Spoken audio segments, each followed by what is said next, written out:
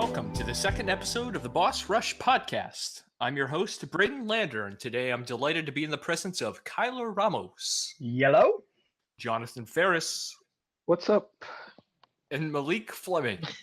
Hey. Hey. How's it going?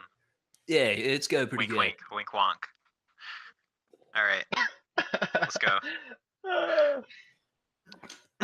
So, this week we have a nice, juicy, meaty episode for you this week, including Malik's very first go at a game, which will happen in the middle of the podcast. If you were here last week, we had discussed Malik bringing a game to the table, and this week, it is a reality. So, Yeah. yay! Teamwork makes the dream work, right? go Yeah. Malik. Exactly. Yeah. So I'm, we're I'm gonna- a small guy. I'm a fun guy. I can do this game. Okay. Yeah. All right. So this week we're going to start off similar to what we did last week, how we started that off. Every week will be just like that, where we're going to talk about what we're playing. So Kyler, what are you up to? What are you up to? Oh, what am I up to? Oh boy. Well, recently I've been in a lull of going back and playing like some old games because I haven't really bought anything new yet. So I went back and I started playing Sly Cooper. Ooh. Hey. And let me tell you, Sly Cooper is a great game. Oh yes. Yes, it is. Oh yeah. Really? I mean, Yeah. it was no. I mean, it's not a bad game, but like, I never really felt it. Like, it never got that feeling in me like it did with Ratchet and Clank or Jack and Daxter. You know? Yeah. It's like Sly Cooper's weird. Yeah. Oh, go ahead, Malik.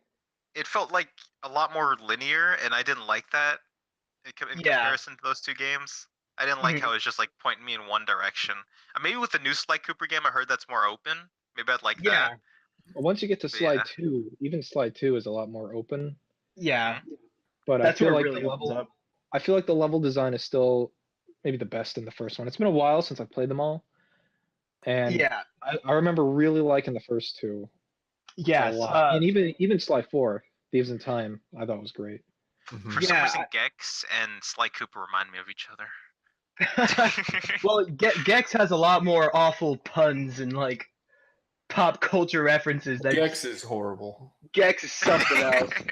Gex is horrible. Gex is great. Gex is like awesome in all the worst ways possible. You know, we were me and my buddy Jackson. We were just looking at trophies that we got, and I went through, and there's a trophy for simply turning on the game, and Yes, there is No, 0.2% Cooper. people that somehow have the trophies activated, but they don't have that trophy. What? They Like- have to go out of their way to Yeah. buy the game, start it up, and quit immediately so that they don't get Immediately. that trophy and then never touch Whoa. it ever again. Wait, Yeah. for which game? For the original first Sly one? Cooper on Yeah. the PS3. Whoa, weird. I didn't even know Mhm. you could do that. Yep. Mm-hmm. Yeah. I don't know how it's possible, but before the I think once the Sucker Punch logo hits, that's when you get the trophy. So people have to start the game and stop the game before that Sucker Punch logo even comes up, Wow. and then never play again. Is Seems it like even? a wasted effort. Is it Very even good worth use of it? your money. No. Why would anybody do that? You get to say I'm one of the 0.2% that doesn't have this trophy. Yeah, Who is- exactly. I just activated the trophy. Why? No, That's okay, un- okay. That's So un-American. yeah, it is. It I'd is. say that's as much as an accomplishment as getting a platinum trophy in its own way. The glass is people half have- full. more people have the platinum trophy than don't have that trophy. So Mhm. I'd rather not have that trophy than have the plat. Yep. I've got the plat. So Jonathan, what are you up to? I'm still playing Kingdom Hearts. Lots Oh, and yeah? lots of Kingdom Hearts. I finished Birth by Sleep on Sunday, Nice. and that was great. Mm-hmm. I don't know if it's better than the first, but it's at least fighting with it, I think, for that second place spot in terms of how I see them all. Yeah. Pretty different in terms of its battle system, like the command style and command system. It's a lot of fun. It's very addictive. Kind of like you can kind of tell it was a handheld game. It's got a lot of those like mentalities to it where you can just pick up and play and like grind a bit, level your Right, stuff right. up. It's a lot of fun. And I jumped right into Dream Drop Distance and I'm still playing that. And it's got some really high highs, I think, for the series. I think its worlds are maybe my favorite yet. Like Mhm. there's something about the scope and the size and the design of the worlds that's I find really, really well done.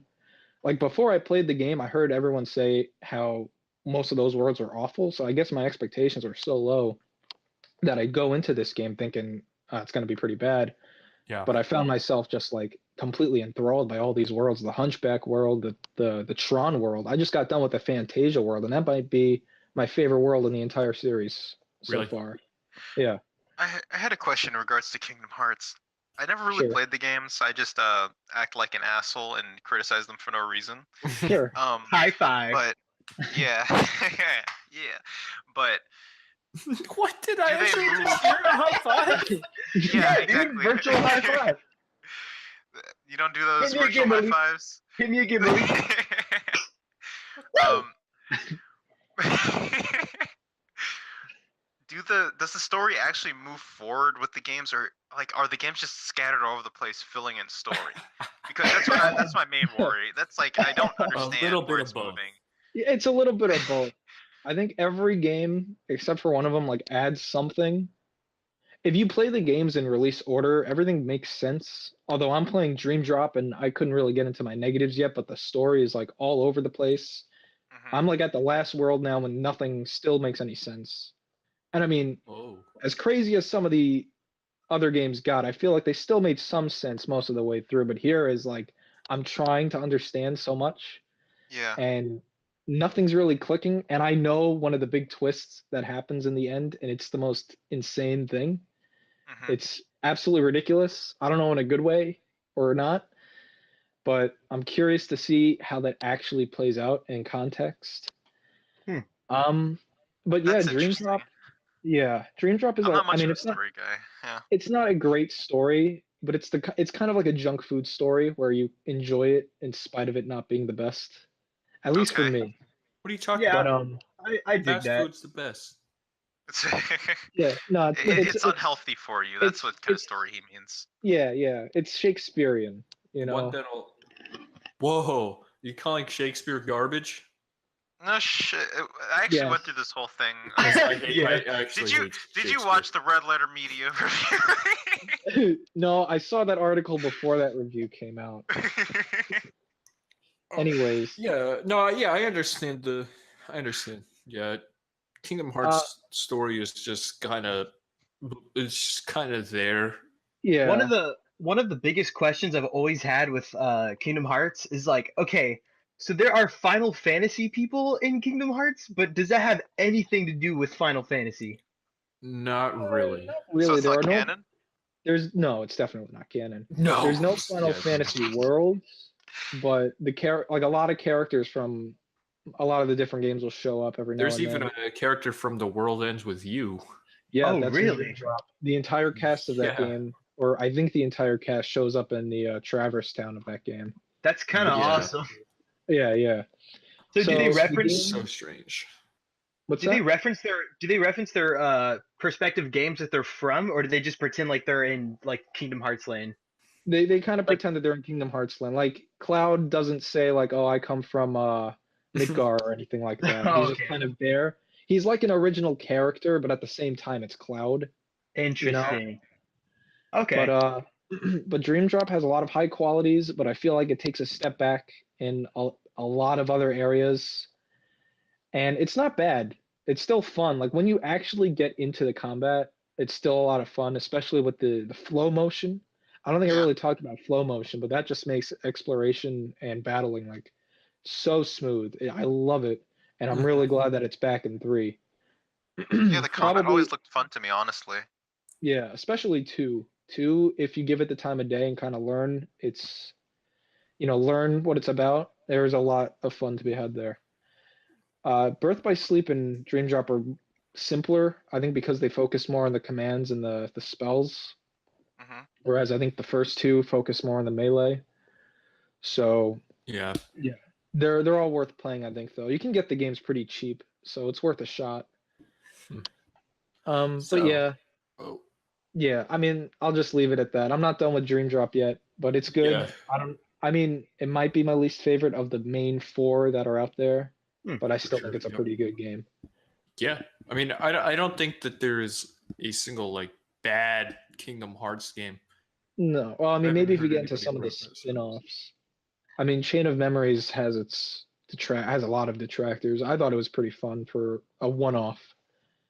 And the command Yeah. system really reminds me a lot of like if you took Chain of Memories and like turned that into an actual battle system that works within the traditional gameplay. But yeah, Huh. I'll leave it there. So, I Malik, hope to be done pretty soon. you mentioned a game last week in the history of the games that you in like your game history, and Yeah. you've recently been playing it, correct? Yeah, actually, the other day I just cracked out my Dreamcast and actually getting it on was something else. But once I Oh got it on, it no. was just yeah. I thought it wasn't gonna turn on. It turned itself off, and it was making beeping noises when I was putting the Oh, controller man. in. But I just had to blow on the VGA for a second, and then it worked out. Got a rush of nostalgia, and For I started blowing playing on things. Spawn again. When the when the console started up, the whole Wow. logo. Malik, I Yeah. have a question to ask you. Outside of you, how many people in the past 3 years do you think have loaded up Spawn on the Dreamcast? Oh my god. I'd say probably less than 100 people. I'd Wow. Less than say You 10. never less know. than yeah. I was gonna say I'd say less than 50 at least. I'm You know looking what? at images of this game. I'm gonna go see like all the copies that have been sold of this game in the last month or so. Every single copy. Well, I mean, you could This look that up. That could just be for a collection. It's not like they. It's not I'm like they sure don't they'd have them probably put on. pop it in at least, for It says you, the one who buys games and doesn't pop them in hey, ever. hey, Since you wanted an image, I put one in the Discord. let's Malik, see. you better keep quiet, dude. If Todd McFarlane hears this, he's gonna come to your door and rip that copy of Spawn right out of your hand. Yeah, but I was playing it and my memory card completely restarted, which I'm completely fine with. Yeah. I think honestly it didn't restart as much as I deleted all the files on it when I was at my old apartment. Mm-hmm. And yeah, it's pretty great. I was going through the single player. This is one of my nitpicks with it. You can't play the full story with one person. What? The Really? game just doesn't let you. Yeah, That's interesting. it's difficult. Like you can tell because the bosses are just that ridiculous. You can't kill them on your own. Well, you can, but you're bound to die unless you're really fucking good. But Mhm.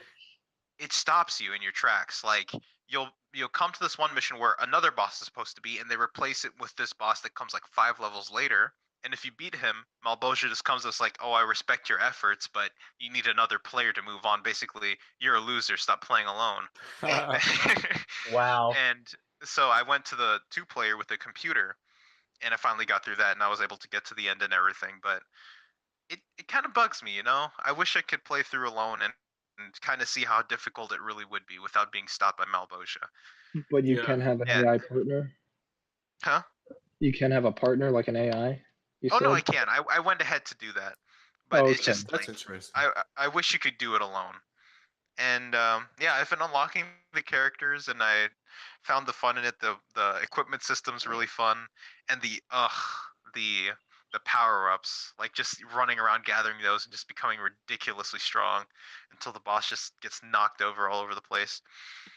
It's a fun game, and the characters you get, it's like they're on different scales. You unlock these ridiculously powerful characters where you just like you're tearing enemies in half with one hit, or you can play as a dog that you unlock as one of the enemies, What? and you're doing like no damage at all. There's So even this little midget guy that like you can place mines with, and he's like tiny, and you can do no damage except place mines and run away. I have to ask, does it still hold up? Definitely. Really? I think Really? like as its own game, it brings a lot to the table that other games don't. Like its boss rush is definitely a lot more fun. It's in one of our later sections. I'll go over it, but the boss rush in that I haven't seen it matched up. Like I have a lot more fun with that than I have with a bunch of other games. Huh. Mhm. Interesting. It looks. One thing I'm that looking it at could pictures of fix it. is the camera. Like the Oh, yeah. camera is garbage. But if they fix that, then that could easily hold up. Huh, I think I that's remember. interesting. I remember playing it on an emulator with you a couple years back. Yeah. We didn't get very far, but it kind of reminded me of like a Power Stone type of game, right? Isn't it like that isometric kind of battlefield where you have fights with No. each other? Yeah, it's No. been a while. No. I know No. Capcom made it. Yeah, it's been a while. Absolutely not. Capcom made it, and they made Power Stone, so that's probably why I put those two together. Wait, let me actually check it out. Maybe I'm saying that too quickly. From a lot of these images, it kind of does look like a Power Stone-esque looking arena. I mean, yes, but that's like a lot. That's a lot farther out. This is more of a there's different rooms and you're following yourself around with a camera and stuff. Okay. Yeah, Mhm. I guess when I look at these images of Power Stone, you are still moving around an arena, but it looks like one area that you're moving around in. That the camera's more Yeah. focused on Yeah, that area rather yeah. than the character. It's kind of like I mean, I haven't played a whole lot of Power Stone, but it's kind of like if Smash Brothers took place on like a 3D plane, I think. Yeah, Where that's it's what it that looks kind of like. That's about right. Yeah. Mhm. Yeah, that's been fun. And then I've also been playing more Persona.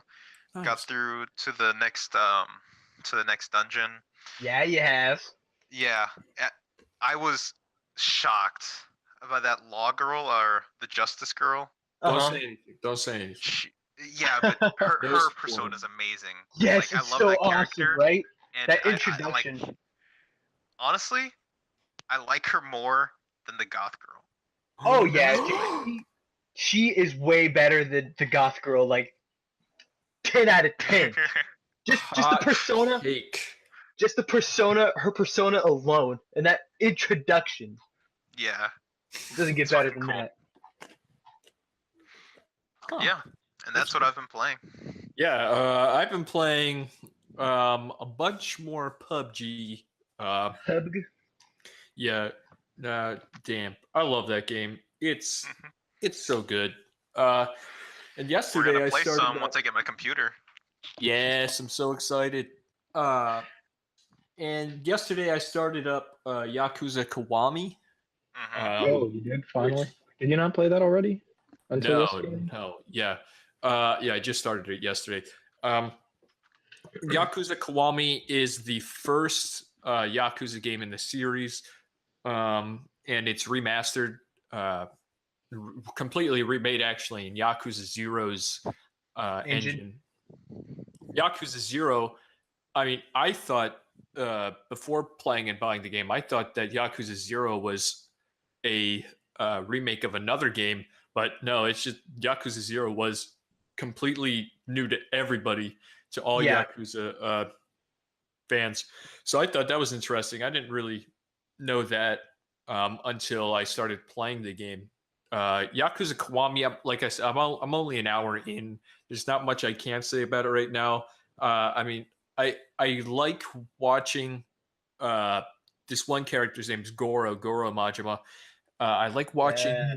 I like watching how he evolved, or how radically different he is in this game from Into Yakuza Zero? Zero, just based off of the events that perspired down in Yakuza Zero. So that's super fun to watch, and just the interactions between him and Kazuma Kiryu, it's super interesting. I'm excited to get further into the game. Unfortunately, some fool online or it's just assumed that everybody in a Yakuza Zero thread No. knew the plot of Yakuza Kiwami, so I know something that happens in the game, and I'm so angry. I was so angry he said that. Honestly, I saw a bit of Goro when I was watching a review for Zero, Dude, and his Goro- combat looked really fun. He's awesome. Like, no. he looks There is amazing. only one combat with him, and that's the baseball bat. Yeah. Like the baseball bat. Like I didn't use a single other a combat style other than the baseball bat because it's so good. It's so broken, and it's great. His other one, like his others are cool, like the breakdancing one, where Yeah. he just starts like breakdancing on the ground, and then he starts like spinning, just dancing and punching people. Yeah. Oh God, Yakuza 0 is like it's so good. The Ah, finisher, like the finishing animations and the combat are so brutal. yes, in those especially games. Kiryu's. Kiryu's, he Yes. just like shoves someone up against a brick wall, and it just punches them back into it. Oh, Oh, it's like yeah. curb stomping fools. Like Yes. Jesus. Yeah, and then there's the one with Goro and his baseball bat. He like takes out somebody's knees, and then he winds up and just blasts them in the face with the baseball bat. That looks like a homer.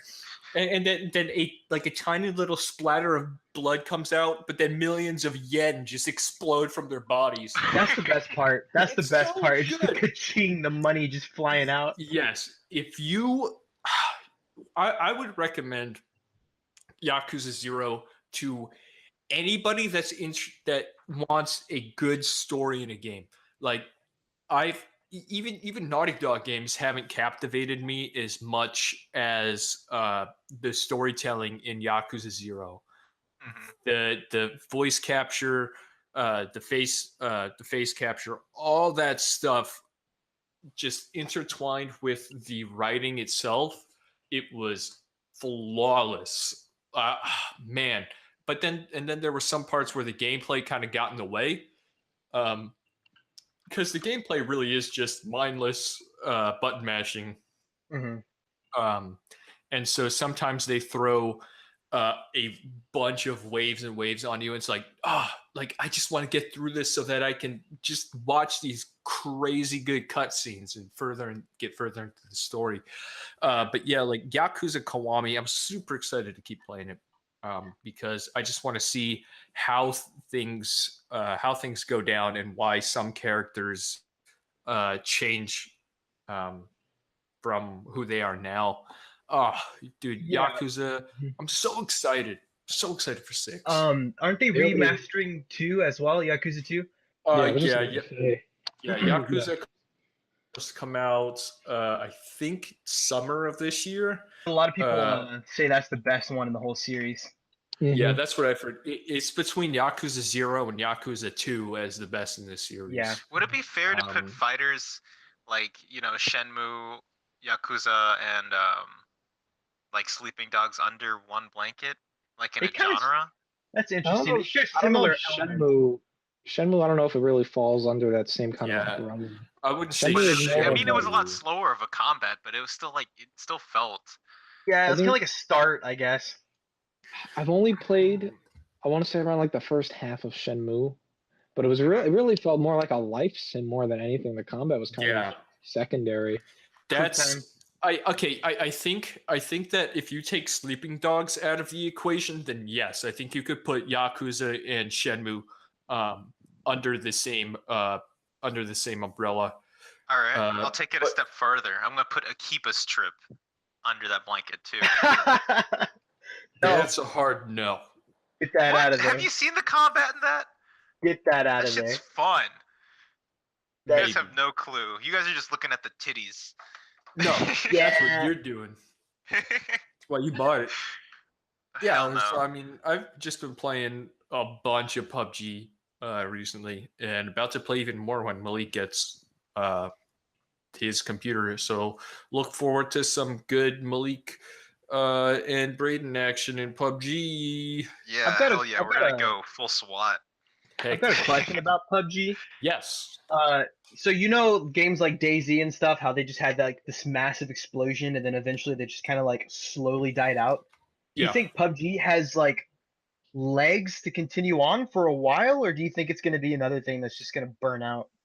To be honest, I think it's already showed its legs. Yeah. No, but 'Cause, like in a good way. Like that game has sold. At this point, it's got to be nearing 30 million copies. Oh, I'm gonna check. Which I haven't is seen the latest. Absolutely insane. I think that right there is just like I think it's gonna stay strong. honestly, I think it's going to stay as strong as, say, like Counter-Strike.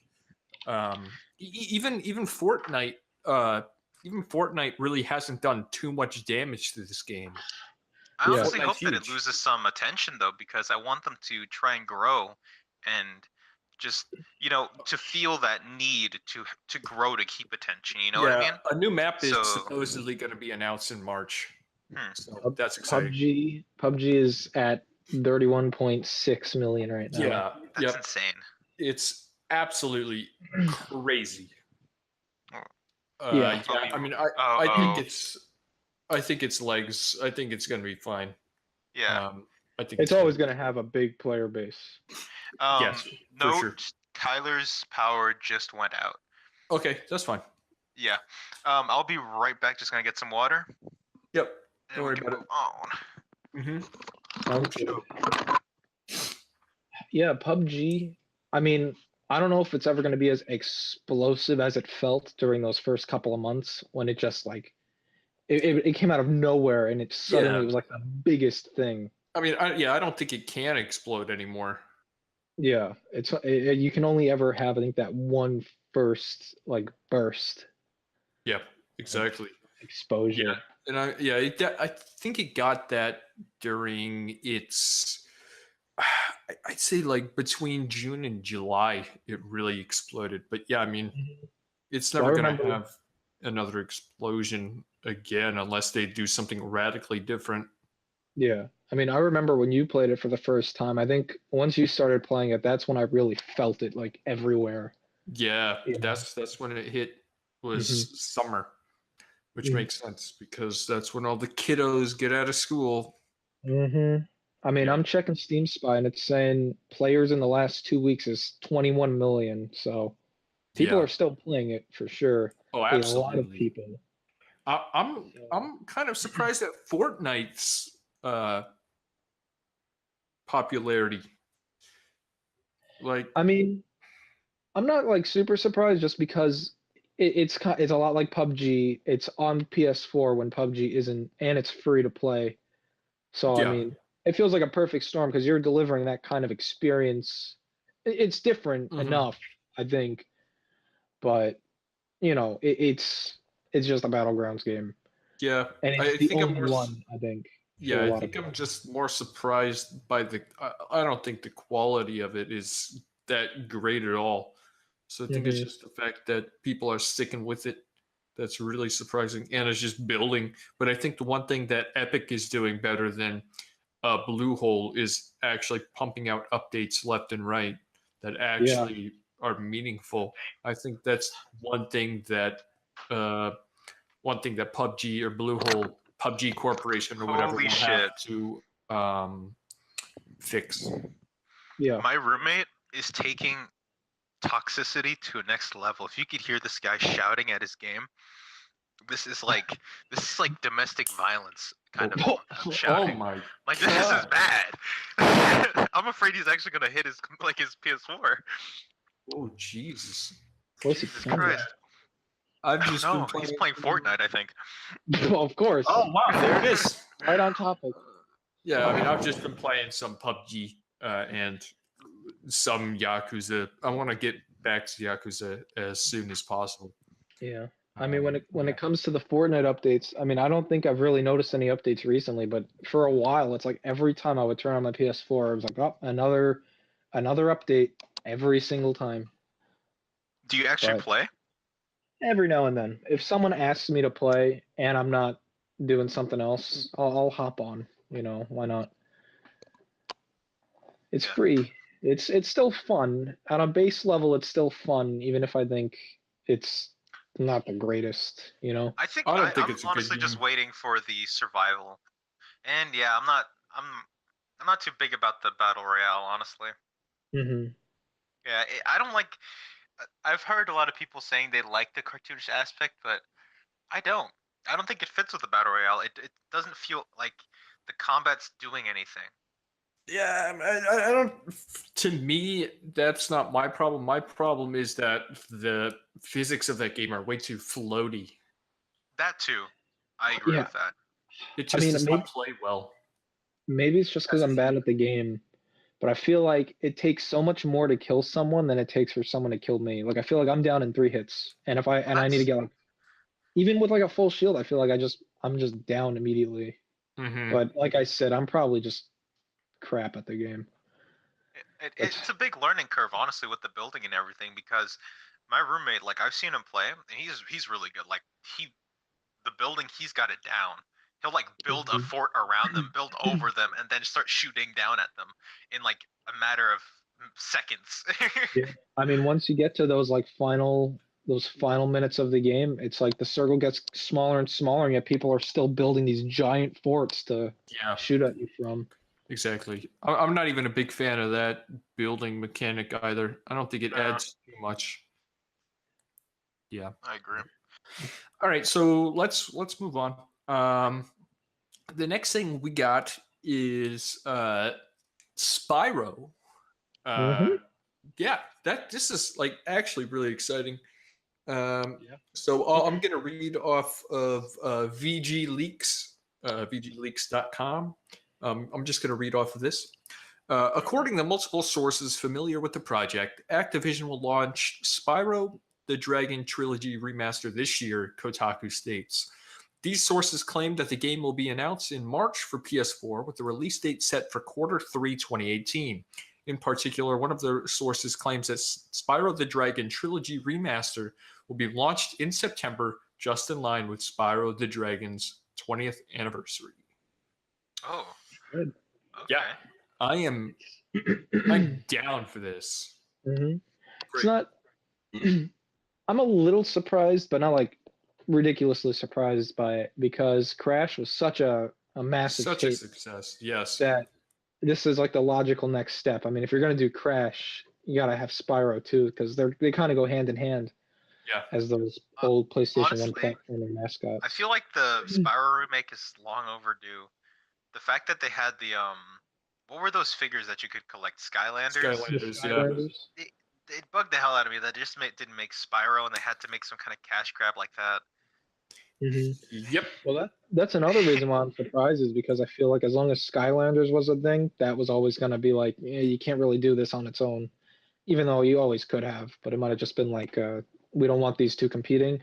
But now Skylanders seems like it's pretty much dead. Oh yeah, this is a good way. Dead. This is a good way to bring back a lot of goodwill, for Spyro. Yep, for sure. And definitely, I agree that these games could use the remakes much more than Crash could, because you can play the original Crash games on a PlayStation 1, and they still play like really well. Maybe not the first one. The first one I think is kind of iffy, but especially 2 and 3 still play really, really well. And on a PS4, I think it was really just a graphical overhaul, and I think it made Crash 1 Control better. But with a Spyro, those are like full-on 3D platformers, and I feel like if they put the time and effort to like adjust the camera, because I know that the original Spyro on PS1 doesn't use the analog sticks, if I remember right. So you're going to finally have camera control in that first game. I'm not as familiar with Spyro as I am with Crash. Like I've played all 3 Crash games. That's where I think that I think more people are going to be happy with this Spyro remaster over the Crash remaster because of the fact that they might not remember it all too well, or they just didn't have as high expectations for a Spyro game. Because when Crash came out, people were pretty angry at some of the hitboxes. There was something with Crash's feet too. Apparently, his feet were completely borked. Welcome back, Tyler. Yes, I came back at the right time. About Crash's feet. I think I upset the PUBG gods by. As soon as I said that, my entire house just shut down. Yeah, exactly. But yes, Crash Bandicoot's hitbox is okay. I love the remake or whatever, but that hitbox is like a little wonky. Yeah, and I feel like with Crash being at such a high pedestal and Spyro being a little bit lower down, I think that people will see this remake. I it'll be much more fond in people's minds than the Crash remake because Yeah. of that. I agree. Yeah, for Yeah. sure. I don't know. Spyro was one of those games where, again, like Medieval, I only had the demo. I kept playing through that. But yeah, no, it's definitely lower expectations. I can see that it's a lot better received amongst the public. And to put more pour some gasoline on the flames. It's rumored to be developed by Vicarious Visions, the same people that made Crash Remaster. So, did you guys see that in the original Crash Bandicoot 3, there's a cheat code that you can input on the main menu that'll activate a Spyro demo? And if you in the original yeah, Crash 3. yeah, and if you do that same button combination in the Insane trilogy when you're going over to Crash 3, if you do that same button combination, like the highlights where you select your menus, it'll disappear. So some people are thinking that eventually, whenever they finally get to announcing the Spyro remaster, there'll be a demo. Yes, there'll be a demo on Crash 3 because the button combination works and it makes the highlight go away. So it's like it goes somewhere. So yeah, it's recognized. That would be crazy. Yep. Huh. But yeah, I would love that. The only Spyro game I've ever played, well, really like at least played most of. I haven't really touched the second or the third. I'm only really familiar with the first. So that makes the remakes even more appealing to me because that's two brand new games for me. Yeah, Plus absolutely. being able to play the original. I'm the Is same. there any way they exact way. can verify to like check in the game's files to make sure that it's not just some guy removing the function and being too lazy to do anything with highlights? I don't know. I think they would have had to go out of their way because I don't Yeah. think they really ported anything. I know they were saying some things. They kept calling it like a remaster, not a remake. I'd have to go back and look at the interviews to what they said about using the original code, but I'm pretty sure something like that they would have had to do from scratch. It was not unintentional. Oh, go ahead, Braden. The only Spyro game I ever played was Spyro, or The Legend of Spyro: A New Beginning on the Game Boy, developed by Sierra. Whoa, weird. Yeah. I remember there was a Spyro game, I think, for the Game Boy Advance. It was like in 2006 or 7 or something like that. And it was supposed to be actually like pretty good, like really well done. Yeah, there's a bunch of Spyro games on the Game Boy Advance. Yeah. Well, I mean, this one was like very late into the game. Yeah, there was some Crash Bandicoot and Spyro, like both developed by Yeah, I remember that. Yeah, I believe it was Vicarious Visions. Yes. But Vicarious made a couple of Crash games before making the remakes. Yeah, and you know, I had those on the Game Boy Advance too. They're pretty fun. Mm-hmm. But I remember when they announced Crash, I went back to try out some of those Game Boy Advance Crash games because I knew they made them and they were pretty faithful. Like if Crash was a 2D platformer, that's like exactly what I'd imagine.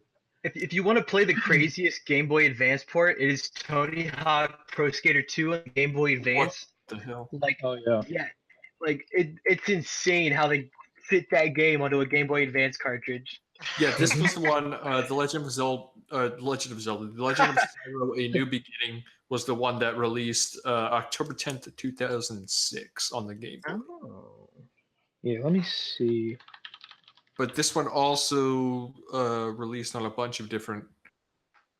I always loved Spyro more than Crash growing up. Whoa, really? Yeah, and then same exact thing with Ratchet and Clank and Jack and Daxter. Like I always just preferred Ratchet over it. Except for the PS3 era where I did like Resistance, but I stuck with Naughty Dog more with the Uncharted stuff. Yeah, the Resistance stuff. There's like this bear that everybody's obsessed with in Spyro. That like a bear that like takes all your money. Yeah, F that guy, Mr. Moneybags. I think in Spyro 2. Yeah. Everybody's obsessed with him. Everybody. You thought Tom Nook was bad. This guy's like Tom Nook. If Tom Nook was a criminal, an actual criminal. Talking about Spyro, so just out of curiosity, I decided to go Spyro MMORPG in Google, Oh, It turns out these people called Helios Entertainment, they're no longer available since 2015. They were working on something called Spyro's Kingdom, which was a Huh. dragon MMORPG. Whoa. There's a little video here that I'm watching. Yeah, it's actually pretty interesting. It doesn't look like anything special, oh, I but see it. a lot of people It are wasn't saying a- they would have preferred this over Skylanders. Yeah, it's It got like wasn't official, Skylanders though, art. was it? I can send you a link real quick. Yeah, it looks official. This is pre Skylanders, wasn't it? Yeah, Had to have been. Oh, so was this just like a beta It's that like got a released? this weird was a 101 prototype. Yeah. kind of deal. Yeah.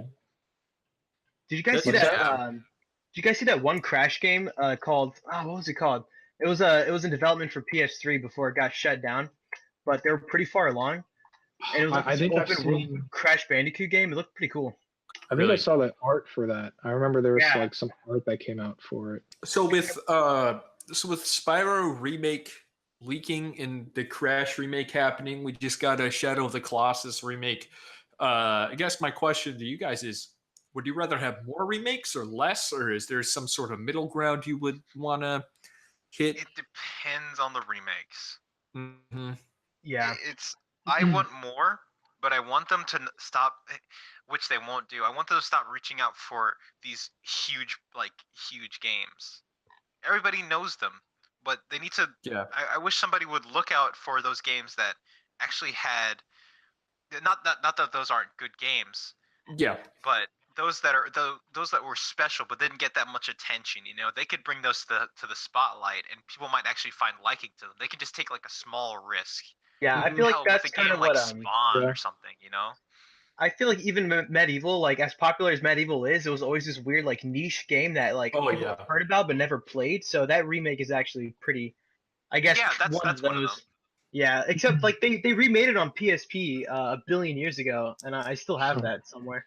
I think a good remake that, well, I can't even call this. It also brings up another question of what do you consider a remake and a remaster?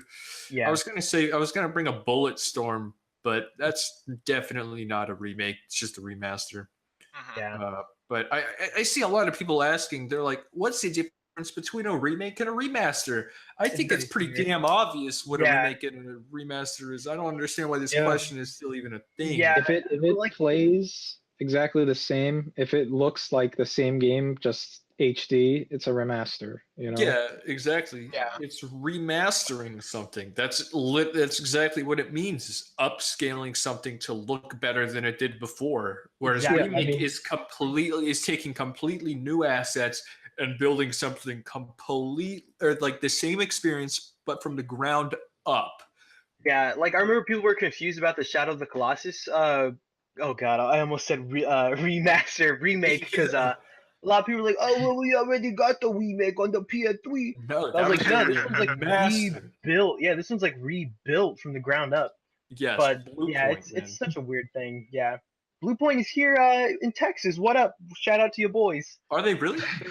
Yeah, they're in Austin, I believe. Austin? Dude, that's There's awesome. a lot of developers in Austin. Yeah. I don't A know. lot One of them. game I really want to see a remaster of is Stubbs the Zombie.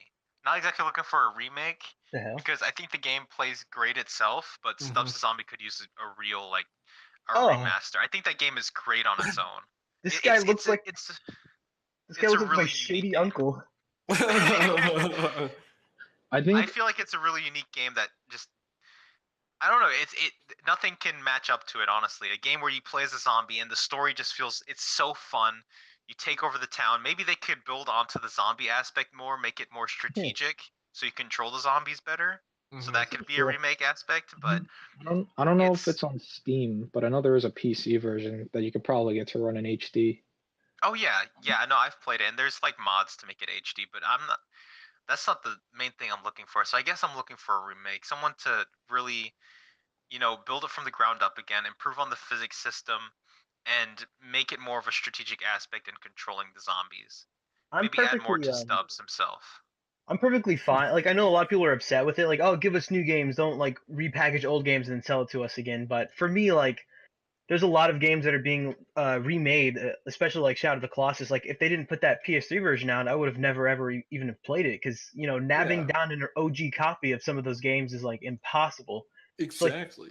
And also like it rebuilds hype for the game too. So people who have never even heard of it, it's like a brand new, completely new game for them. And if you already love the old one, then you get a sexier version to play. So exactly, and it opens up the opportunity of, if there are high sales, it opens up the opportunity of having a sequel. bada boom, bada bing. There you go. Yes, like that's why I was That's what so you want. excited for Metroid: Samus Returns. Mm-hmm. Even though like I did like that game a lot, but because I was kind of dampened on it because of that fan remake that came out on PC not too long ago, which is the exact same thing basically. But I don't know, that art style on the 3DS rubbed me the wrong way. There's two remakes that I would like to see come to fruition. Both of them are actually Nintendo games. I definitely want to see Super Mario Sunshine. I want to see it remade. I want to see it remade. So Either that or like a DLC pack. Yeah. What, Jonathan? I think Sunshine would need like a lot of retooling if they want to get rid of, like, let's say the blue coins. I mean, the blue coins make up so much that you'd have to create a lot of new like content and stars to. I think if Nintendo remade Super Mario Sunshine extremely well, I think it would be considered one of the best Mario games. Yeah, I still consider it one of the best Mario games. But I've always wanted to play it. Dislike that game. Yeah, there's a lot of people who turned on it like pretty savagely. I think a remake would do it wonders. Yeah, no, I thought that game was fantastic. Honestly, I love Sunshine. I can't find much wrong with it. I don't know why people would honestly dislike it, but it's mainly the camera. What's wrong with the blue coins? Blue coins is just like, it's kind. I think I was watching a video about Odyssey, and he kind of compared a lot of those. I was gonna say, what's the difference with the blue? Coins. Yeah, I was gonna say, what are the difference of the blue coins and the 900 or the fucking 900 moons in he Mario Odyssey? He even did like a comparison between like how you find a lot of these blue coins. Like he went deep into this too, if I remember right. Who did this? And he showed like how similar they are. So who knows? Maybe I don't know. I feel like it's the kind of thing where even as long as they're called blue coins, people are just naturally going to be against them. Especially in that kind of game, because it's, I don't know, it's got that like focus on fight. I don't know what I'm getting at, but it's like a negative connotation to it. It's different enough, I think, from Odyssey. Odyssey is more like a playground, whereas I feel like Sunshine has more like thought, I guess, put into its challenges. No, definitely, yeah, like definitely. Quests. No, I mean the thing with Sunshine that it does infinitely better than Odyssey is the cohesiveness of the world. It's like an actual world, aside from Mario Odyssey's, where it's like, okay, here's a world. We thought this was a good idea for a world, so here's this. But instead with Sunshine, it feels like they had this thought. Okay, let's make a tropical island. Let's just make this tropical island the focal point of this game. Whereas Odyssey was like, it'd be pretty cool if there was a city. It'd be pretty cool if there was geometric shapes. Oh, but let's make it all food. People seem to be in this Dark Souls phase. So, let's make this hyper-realistic world that looks like Dark Souls. There's actually a reason for all that. One day, Miyamoto just took some opium. Oh, okay. It all makes sense. Well, that's every Mario game, isn't it? One day, Miyamoto just took some opium. My biggest complaint with Odyssey was that, like, some of those worlds I did think were pretty cool. Like, a lot of people hate the Luncheon Kingdom, but I actually really love it. But I hate that they're so small, and even the ones that aren't small still kind of feel small. Like I want more reason, like more secrets to go back to, because a lot of those stars, like I would say a good 400 of the 800 stars, just feel like filler. I don't feel accomplished when I get them. Exactly. Yeah. Because you could ground pound one area for us and get a star, or you could do some crazy obstacle course that will actually challenge you to get 1 star. So why not Yeah. just ground pound? You know. Also, But you can't pet the dog, so yeah, exactly. But I mean, we could go on Odyssey all day. My other remaster or remake that I would want Hello? is F-Zero X. oh no, is that the GameCube one? No, it's the 64 one. Oh, okay. Good. Because I know a lot of people are like that GameCube one is hard. Give me an F-Zero remake.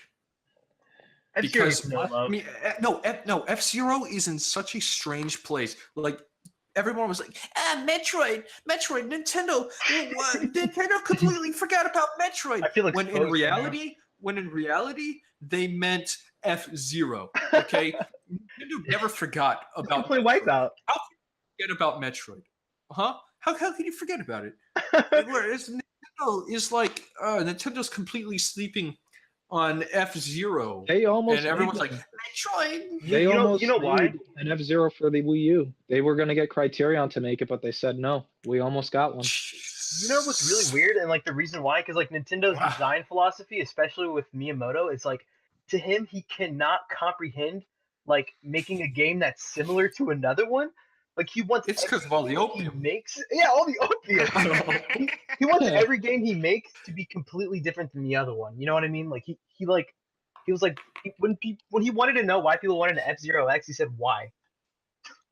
It was like, what new do you guys want from F-Zero that we haven't done already? Like that's why we haven't made another one.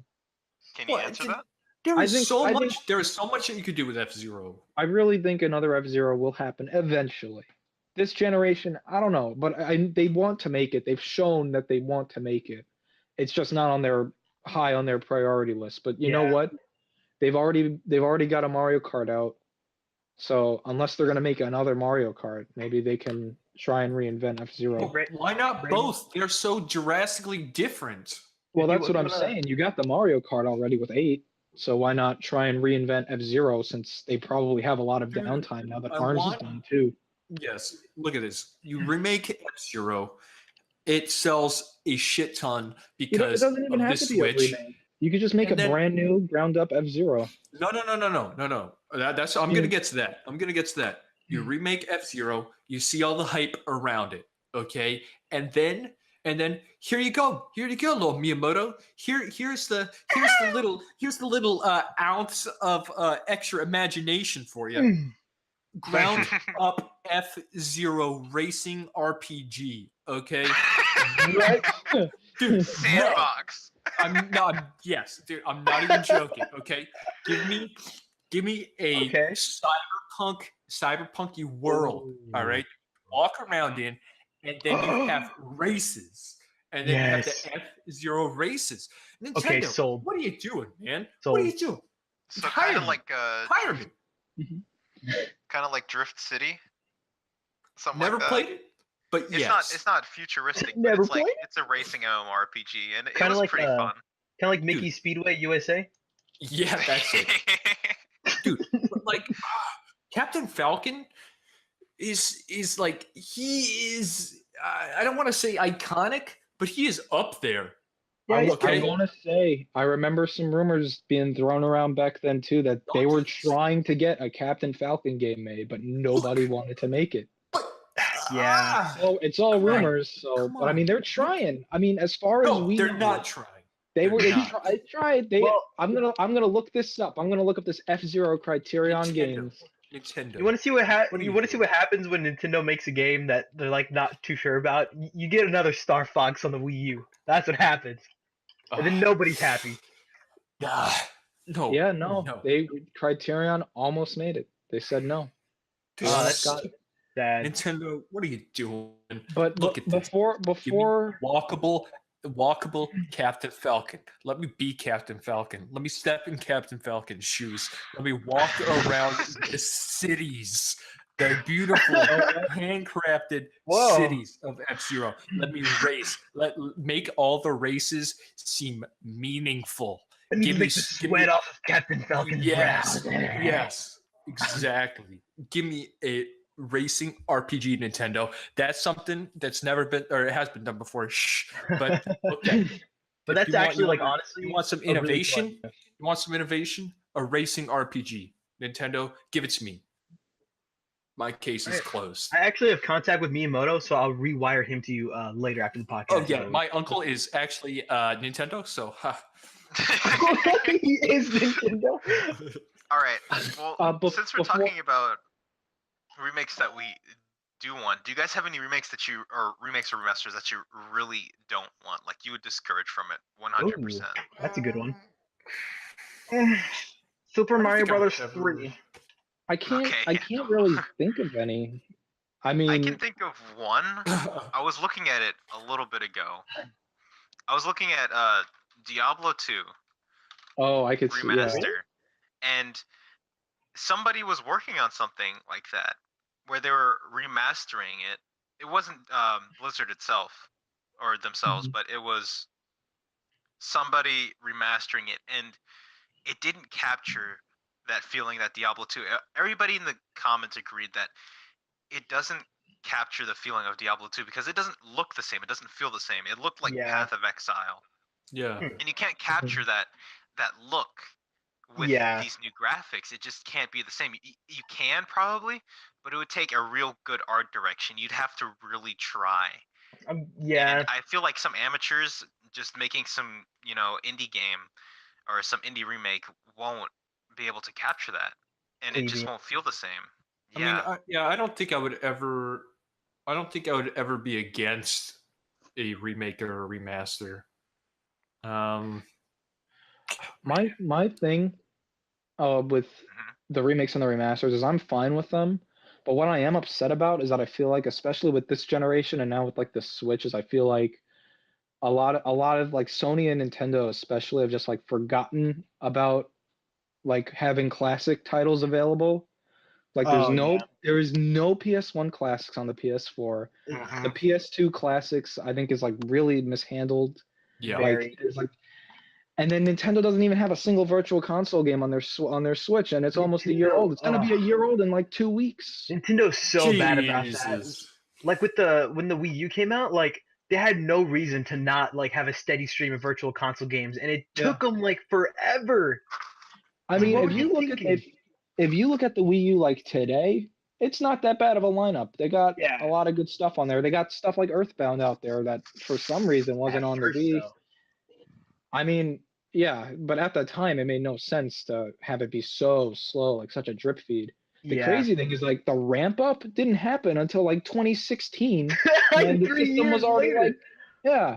Like God. they announced like Wii games. You could download Wii games on the Wii U as a digital option. It's like that's great. And then they released nothing until like 2 years later when suddenly we were getting one Wii game a week. And it's like, where was this You 2 want years to play? ago? You want to play Super Mario Galaxy on the Wii U? Just dust the Get dust the off disc, your Wii just U and plug get the your Wii disc. U back in. This one isn't Miyamoto's fault. This one's actually Reggie Fils-Aime's fault. So he's like, you have to climb on top of his back like a colossi from Shadow of the Colossus. and Stab him. him in the head. Then all the virtual console games would just come spewing out. Mhm. Well, It's if just we it's go so to if we go to E3, we gotta find Reggie and stab him in the top of the Yep. head. We'll just make like a little clay figurine of Malik and just throw it on top of him. Yeah. We'll be like playing with the model like Wander on Reggie, and Reggie's just like staring at us and like get off of me. What are you doing? And then we'll stab him on the top of the head with a knife. We're gonna get the FBI on us after this podcast. yeah, they're gonna Oh, take this as a real threat. Terror Yeah. attack on E3. But yeah, I mean, it's just such a shame to me that there's so much neglect for like the classics. It's like people have been asking for PS1 classics since the day it came out, and there's still nothing. I also And feel like I've seen some people say it's like it's better that we're getting stuff like the Crash remakes, and I can kind of see that for those specific games. But it's like if you ask me, would I take a remake of like 3 PS1 games, or would I rather have hundreds of PS1 games available to download? so. I I'd think take the second any day. yeah, it's weird because like That's another just me. Agreed. I don't know. thing don't with that know. though is rights issues. Like they would have to go back and re-get some rights for like Yeah, old that is- PS2 games. It's true. Because Well, I mean, PS2, they've kind of been, it's like very slow. They've kind of been doing it, but they haven't really like made a big fuss about it. The yeah, Jack games came out recently, which was a nice surprise. But that's yeah, really like the most major thing that's happened with that initiative, and then nothing for PS1 it's You know, really besides remakes. I was Has And there then been virtual, a remaster that you guys have been like really disgusted with? disgusting. Well, there was Like, actually one, and yeah. this is a really controversial one. Silent Hills, apparently. Or Yes. Silent Oh, Hill. dude! Oh my God, the Silent Silent Hill Hill one is 2 actual remaster. garbage. Silent only- Hill, and Silent Hill the 2 Tony remaster Hawk was ones. Garbage. I mean, That's the one I was it going to talk killed- about. It killed the sound, right? It killed And the everything. audio It couldn't. and It the couldn't. visuals. It couldn't emulate the fog effect, Yes, Oh, exactly. Like which is the the textures are biggest screwed up, thing. the fog effects are screwed up. They messed up everything. It's just They had to redub all the there was voices as no well. yeah. Like they killed every part of it, and it just felt like trash. It also I ran don't. at like It wasn't a 8 times per remaster. second, It was a apparently. degrade. I remember. Yeah, every I form. remember. I remember the Zone of the Enders collection. Ooh. Yeah. The first game was okay. The second game was such a mess that they had to hire a completely different developer Yep. to Yup. make it from scratch and then push it out as a patch when it was just a completely new version of the second That's kind game. of crazy. Because the first one was, or the first You know, version of it was that I- bad. I gotta respect, or like going back on remakes and remasters. One of the good ones that came out last year was Windjammers. Oh heck yeah! And you know, I think that is where it kind of is where the waters kind of get murky with the remake and remaster, because they did add in like a whole online and ranked component to the game, but really the game was just like up-res and some of the sprites look better and all that stuff. Yeah, I mean, net So play. I guess that is where Net play is something that, I think most emulators can do. So I would say that's more of just like a port, really, than anything with the added online. yeah, exactly. I mean, unless they added like new characters and new maps and stuff like that. Going off of that and earlier, I think Power Stone would be a good game like that. Oh yeah! I remember That Definitely. they bring back like that. they remade Power Stone, I think, for the PSP, and that was it. Mm-hmm. Yeah, that actually, yeah, I think it'd be a good $20 title now. that'd be pretty cool. All right, Mhm. Bonanza Bros. Banana That one. Bros. About that weird Sega Genesis game. It was actually fantastic. But no, that definitely doesn't need a remake or a remaster. That's just No. something on its own. Everybody needs to forget about that game. Well, you know- You know what's I another love that game? game. It has so many aspects to it. Like, You have know you what's played another it game? before?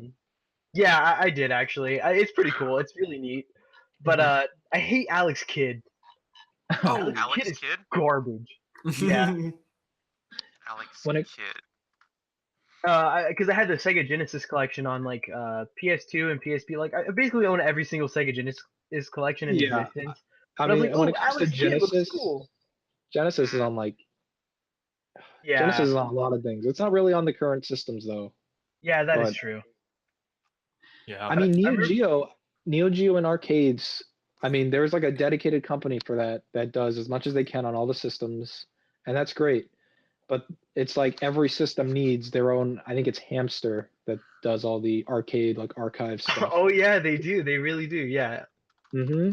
Hamsters And I mean, Sega like does like a new initiative every year. It's like they had the Sega Forever thing for the phones, and it's like we're gonna have Genesis, Saturn, and Dreamcast games on your phone. And then they released like nothing beyond like the first 6 Genesis games. Yeah. Dude, have you guys heard of? Well, you guys know on the Saturn Sonic Jam, right? Oh yeah, I have that. I love that Where- I've heard collection. of it. I haven't played No, it though. Sonic but Jam is fantastic. have you guys seen that fan game, that Sonic 3D fan game that came out not too long ago? Utopia. Yeah. I think it was Yeah, called. Sonic Utopia. Dude, okay, imagine if they remade Sonic Jam, but had the guys who made Sonic Utopia make like a whole new Sonic hub, and then had the Christian Whitehead and Taxman versions of Sonic 1, 2, 3, and CD on there. Dude, It'd be great. that's my dream game.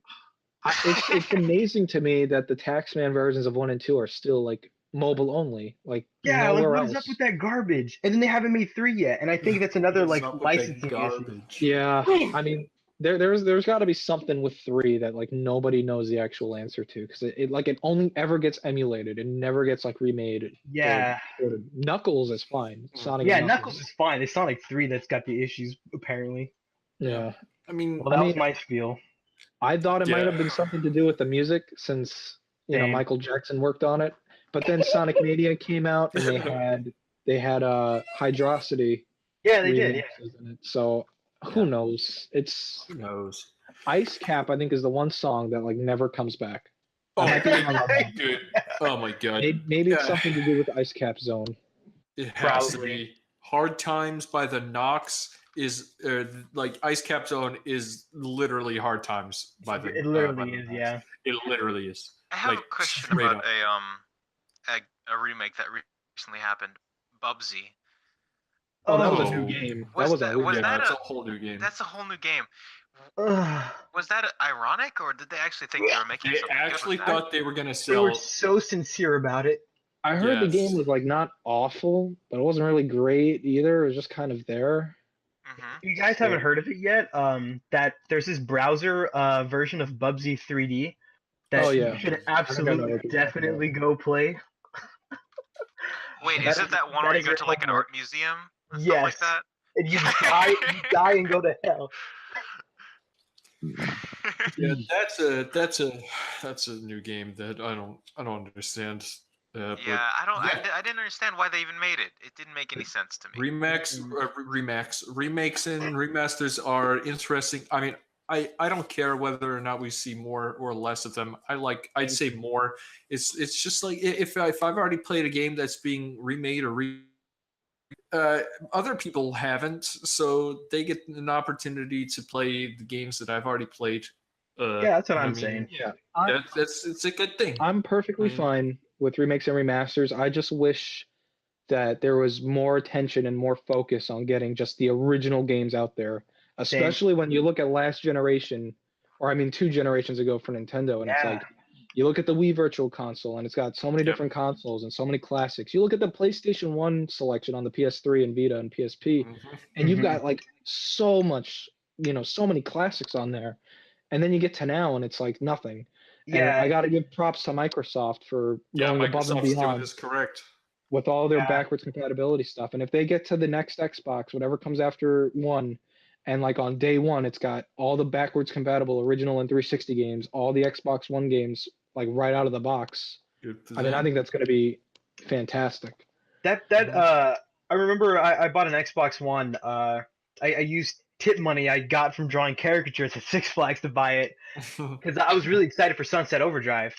Mhm. So, Yeah. Great so I game. bought it, and that E3 they announced all the backwards compatibility stuff and Rare Replay, and I Yep. just remember being Okay. like, I chose the perfect time to buy an Xbox One. That's why I bought mine, is for Rare Replay. It was worth it just for that. Oh my Yeah, god, just for Viva and Pinata, that was it. That's all I needed. Yeah. Mhm. So that good discussion about remakes and Yeah. remasters and stuff. So we've hit the halfway point, and that means one thing. It is now time for Malik's game. Oh boy. Yes. Ooh, mama. So, to introduce you guys to the game, Yes. I am going to go over a list of what could be real or fake MMOs. Mhm. It's going to be a brief game, but you guys have to decide whether individually whether it's a real game or a fake MMO. Okay. All right, let's hear it. And Okay, based on so- the points, we get the winner, and over time, we'll decide what the winner of these several games will get to do. Yep. Exactly. Okay. So how are we doing Alrighty. this game exactly? Can you kind of So, explain? how I'll we're name doing a game. Yep. You simply say whether it sounds real it? Okay. or not, One by one. and I'll tell you what kind of game it is afterwards. Gotcha. Okay. If it's real. If it's real Yep. or not. Or did you come up with fake game ideas for fake games? Yes. Oh. Okay. All right. All right. The first one, Zero Online. This Well, I'm would gonna be- go. Oh. Oh, you're gonna describe the game? Yes. Okay, I was gonna make my guess. Zero Online, a sci-fi MMO, 2D, mostly browser. looks pretty great, but has a low player base. Still running today. I'm gonna go with false. I'm gonna go with fake. I'm gonna go with real, just because I think Zero Online is something that has to exist. And if it doesn't, I'm really shocked if it doesn't. Because Zero Online is like, I don't know, it just sounds But like you, something Tyler. that somebody would have made, and they're like, yeah, that sounds cool. Zero Online. I can hear your lies from miles away, Malik. I'm calling you out. I think this is false. I Think it's false? think it's false. All right. And John was right. It is a Ooh, real MMO. I knew It it. actually looks pretty damn fun, honestly. If I was younger, I would have given it a shot. But now, no, Googling it. it seems like a waste of time. Who's keeping track? I am keeping track. Yeah. Okay. All right, the next one, New Online, NU Online.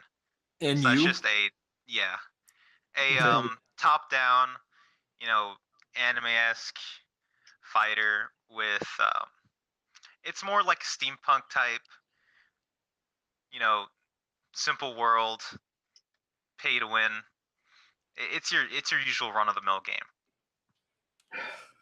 I feel like I've heard of this before. I don't know if I'm going nuts or if I'm thinking of something else. But when you said NEU, something clicked. So I think it's real. I'm going with I'm gonna go false. New Online. I'm Okay. going with false. I'm gonna say false. true because I feel like New Online, like everything about that just sounds like that's a real thing. All right. New Online is not a real MMO. Yes. Yes, Yes. that is That was a- completely false. Okay, that was a good one, Malik. Good one. Malik Good is one. Malik has built this up for years. He's the MMO Yes, master. exactly. Years in 30 minutes of time. All right. Dominion Online. Now this would be one where you kind of like Clash of Clans in medieval times. You go around and it's like an MMO. So you can go around and I'm having trouble coming up with this one. So it's Oh, false. no. Yeah, it's false. I'm just gonna go with that, but I can't come Malik. up with anything for this. I take back Oh, that I title. was You are gonna not say- an I MMO was gonna master. say it's true. Yeah, I'm actually. pretty awful. I thought I Alright. heard that. But we're gonna Yeah, go you with almost this. got me on that one. Yeah, I know, right? 4-Story. This is an MMO where it's pretty typical, like usual games like Dream of Mirror Online. You can play an instrument. You can find a lifestyle. You can pick a lizard race, a lion race, human, elf. Just pretty generic. What was the name of it again? 4-Story. 4-Story. I'm gonna say false or Rooney. I'm going false. False. Oh. True. I got it. I'm going true. I'm gonna go for it. It's probably false. All but right, it's and you said probably false, true. Kyler. Yeah, I said false. And John is right again. This is a real MMO. Brayden, I'm surprised. I brought this up last time, and I talked to you about it. Which one? Ooh. It is 4-Story. Oh. Is this a sequel to Yeah. Maple Story? No. All right, next one. It was when you were looking for your steampunk game. Gotcha. Okay. Oh. Next one, Fly for Fun. Basically, you play a bunch of witches. You go fly around. You complete quests. Fly for Find fun. a lifestyle similar to Mabinogi. Yeah, fly for fun. True. True. I True. want this to be true, so I'm just gonna say true in the hope It that is it's true. real. It is true. It's anagram or acronym is life. Hey, someone didn't answer, bud. False. Ooh, big boy. Call Jonathan, me you're dumb. shots. It's true. Yeah. You already said Sure. he had an anagram for it. You think you just come up with it? It's All right, life. yeah. It's real. Yes. Life Fly for for fun Fun. is real. It was actually pretty Whoa. fun. I missed out on it though. This looks cool. And by cool, I mean I don't know what's happening, but I You see, I Malik, don't know. I've studied my MMOhut.com. Ugh. Yeah, no, I saw that, and it looked better than Dream of Mirror when I was playing it back then. But I missed out on the whole community, so I didn't go for it. All right, next one, Moo Online. That is it's kind of style like a mixture of past but future. Has a real funky style to it. Like hell, what could I do as an example for this? I can't give you one, but it's a real it has a real fancy style to it. It kind of plays like Diablo, but really it's a strange one altogether. The leveling system's odd. It has stats to it, and I hope it has stats. it's to wild it. all out. No, because some don't. They actually they just level up your character automatically, and you more focus on different branches of your character rather than individual stats. Did you question the MMO God, Braden? I'm sorry. Yeah, jeez, bud. What's it called? Moo Online. How do you spell that? Yeah, that is a critical piece of information. MU? Just like the first one, NU, but MU. False. False? I don't know. It's the way. I don't know if he's just trying to do mind tricks on me or not. If you had said M-00, it would have been real. All right. You went Jonathan, pretty you in said depth. false as well? I haven't said anything. No. I haven't said anything. You went pretty in depth into talking about stats, and it came out naturally. So unless you were really planning this one ahead, I'm gonna say it's true. I'm going with false. All right.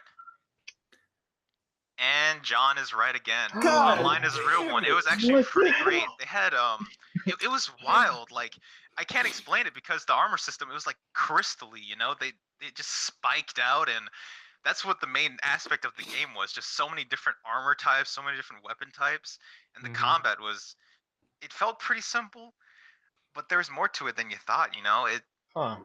It was a real fun one. And then the private servers, like there were ones where you'd level to level 4,000 immediately, and you'd just be on the same plane with everybody else. And you just had to collect different armors.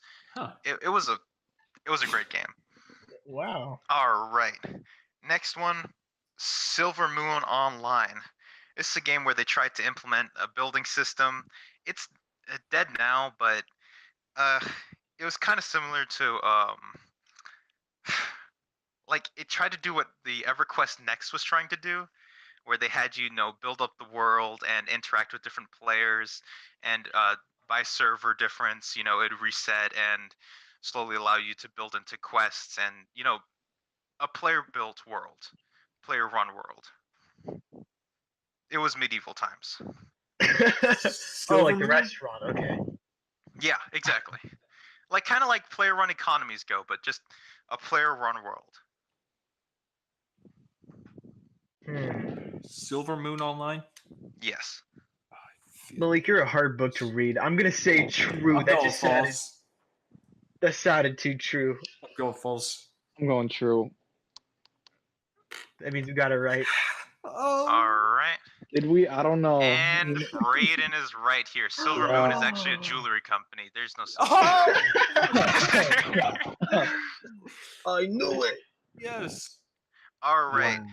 So did everybody play Dragon Quest and Adventure Quest when they were kids? I played Dragon Quest. Never heard of unless it. you're talking about a different Alright. Dragon Quest. Yeah. Well, there was a branch off called Adventure Quest's Worlds, where you can meet up with different players who played Adventure Quest and finally play online.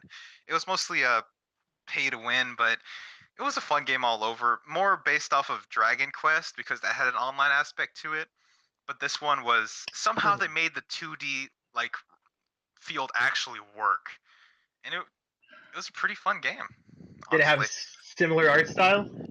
Yeah, Dragon it had a Quest? similar art style. Adventure. Do you mean inspired by Dragon Quest, but not affiliated with it? Oh no, it was definitely affiliated with it. Adventure Quest Worlds. I'm gonna say true. Screw it. I'm gonna say false. I'm going false. All right, and on this one, Kyler is right. It was a real game, Adventure Quest Worlds. Yeah. I actually played it for a little bit. Yeah, it was fun. It was fun. Adventure Quest? Adventure Quest Worlds. I don't think this had anything to do with.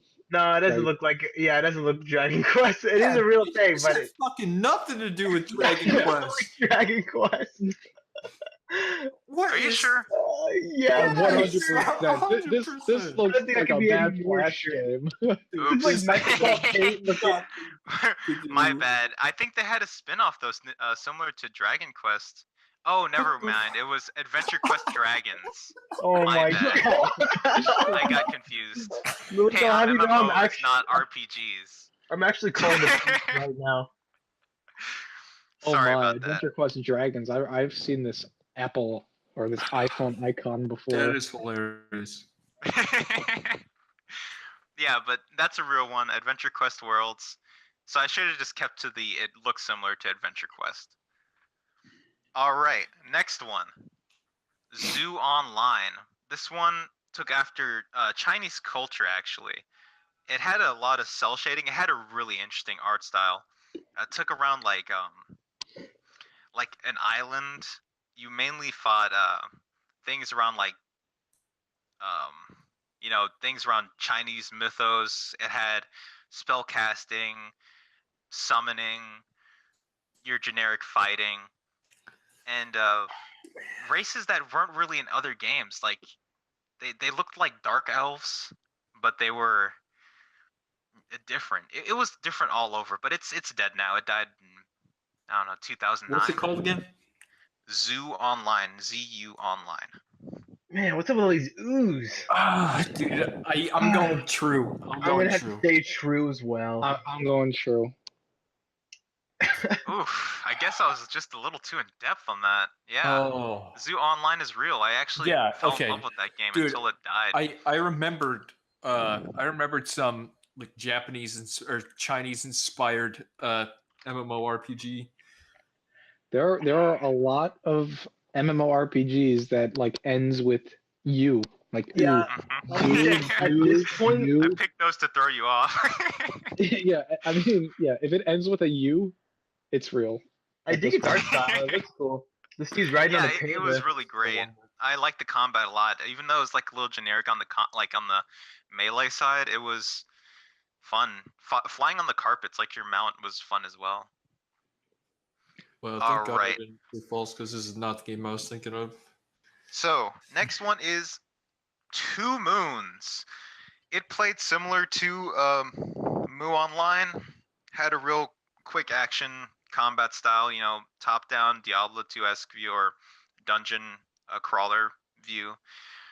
And nothing real special about the equipment. Your typical edgy, anime look. I feel like I've heard of this before, so Mhm. I'm What was gonna it say called again? true. What was it called? Okay. 2 Moons. Two Moons. 2 Moons. Oh man. Man, that name. That's the kind of name that sounds I'm real. going false. I'm going false. False. I'm Oh, now I'm you got a leaning, true, you got a false. What are you gonna do, I'm Jonathan? I'm leaning false. So False. I'm just gonna go with my gut. All right. Kyler's gut is right. Two Oh. Moons is real. God. Yeah, I knew I heard it somewhere. Yeah, it's It's just. it was okay. I mean, I didn't really like it much. I stepped out real quick. All right. Whoa. Hope you didn't look it up. I'm only looking these up afterwards. Yeah, same. All right. If you looked it up, put that shit away. Now, next one. Decaron. Necron. Decaron is took a similar style to Moo and Two Moons as well. It top-down view, medieval times, and generic classes. Nothing real special about it. Can't say much about it. I mean, I didn't play much of it. Just can tell you it's a remake of a game that went on in the past, and now it's still running today, but it doesn't really have a big fan base. Shit. Malik, you start out like I know what the answer is, and then you say something and completely I know. throws it off. I'm gonna say false. False. Yeah. I'm going Alright. true. Screw it. Gotta go true. All right. And Brayden and Jonathan are right. True. Decaron is actually a remake of Two Moons. It was just renamed. What? That's why I didn't want you to look it up anymore. Whoa! Yo, that is whack, son. Oh, that's wild. Wait, how do you spell that? Dekaron. Decaron. Wow. Oh, Yeah, hey, it's look just at Two that. Moons. It's a Two Moons. Yep. And the next one is Sherwood Dungeon. This one was a real cheap one. It it was cheap as in it was on Shockwave Player. So it was pretty bad. It had your really typical dungeons. The combat was as basic as it gets. Even the community, that nobody really talked. They just walked around, danced in front of each other with the shitty replayed dance animation. Sounds And accurate. went to the dungeon again. You guys think it's true? I'm gonna say if this False. one is false, I'm gonna Go be false. impressed, but I'm gonna say true. I'm gonna say true. Because you're a god, Malik. I'm going false. Like that little, if it's false, that little detail about the Shockwave player, just top tier. That's excellent. Yeah, I'm going All true. right. It is true. Damn it. Sherwood Dungeon was absolutely terrible. I don't know why my dad played that with me. I was torturing him. It was very awful. Your dad told me to. It was very awful. Yes. All right. Next one is Omega Online. Now this one was a futuristic generic first-person. name. Omega. Yeah. it was really awful. First-person game. On it kind of played similar to, you know, when we played Entropy Universe, it was kind of like that, just didn't have a player run system, mainly just room to room RP. Jesus. And it was it was pretty in depth from what they made it, but all over it didn't really have too many technical aspects. It was fun if you made a lot out of it, but with the whole hardcore, you know, MMORPG groups fading, it didn't really do much with it. So Going false. it's still there, but it's not doing much. I'm gonna say true. I'm gonna go true. True. All right, and Brayden is right. That game is fake. Yes. Ooh, call It is them out on it. completely false. Calling the god out. Classic Warriors MMO Online. It's like Dragon. Yeah, no, there were no games like Entropy Universe, and why the hell did you RP room to room? That sounds. Yeah. What is this fucking Hey, you know what? IUU? That sounds like a Anything is great possible. idea. Second Life, Jesus You- Christ. You sounded so disappointed when you were talking about it. It had to be true. All right. The next one is 12 Skies. Or no, 12 Sky. So 12 Sky was another Chinese-inspired game. Honestly reminded me a little bit of Devil May Cry. It didn't really look much like it, but the combat was like really brutal. It kind of was like a Regnum Online, if you've ever seen that before. But yeah, it kind of just caught my little teenage attention or preteen attention, where you could cut people's heads off and Oh. you know, pick different samurai races and stuff like that. So Japanese influence as well, just all over Asian influence. Big PvP combat as well. 12 Sky, you said? 12 Sky. That Gotta sounds look it up. ridiculous enough to be true. Yeah. Wow, this is tough. Because 12 Sky, that's like, I don't know. I feel like Malik couldn't make that up if you tried. Wow. You know, So- just so because it you said sounds- that, I'm going false. Oh, I believe I mean- in Malik. wow. Sounds rooted in apologize, reality. All right. So Kyler went true. That is correct. Untrue. John, true. Yeah. All right. And it is a real game. It was Damn actually it. really fun. Yeah, I never got into the PvP much because I didn't play the game for long, but it was one of the better ones. And the final one. Now there's an RPG that was called. Are me and Jonathan tied right now? I'd have to count up. Let's see.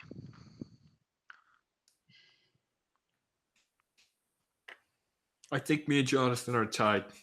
Or he has one more than I do. Yeah, Jonathan has one more than you. Ah, shit. Ooh. Ah! I've go- secured You my. and Kyler are tied. Oh, really? We both have 5? Yeah. I didn't realize 6. that. Oh, 6. Okay. Okay. This is the last one? Yes, the last one. So there was an Oh, RPG called Drakensang. It was or Drakensang. It was a German game that was. It wasn't really like Diablo. It was more like a I can't say it was turn-based. I kind of forgot the combat a little. It had a unique kind of combat to it. And they decided to take a different twist and make an MMO out of the game. It was called Drakensang Online. And it was all right, but it didn't really catch anyone's attention, so it kind of just faded off into the distance like every other basic game like them. I don't know. The name makes me think it's real, but you also didn't go into much detail. Ooh, using logic on him. I don't know. He might be giving us that German name to throw us off. Right? Exactly. Drakengay, is that what you said? I'm Drakensang. gonna say We're gonna look this word up, and it's gonna be something, not the name of a game. Make sure you turn save search off. Yeah. I'm gonna say So what do you guys true. think? I'm gonna say true. True?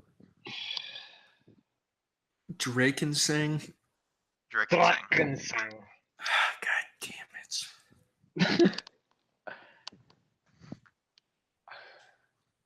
I don't know. Either one, I could see it being easily. I gotta go with the opposite of what Jonathan says. So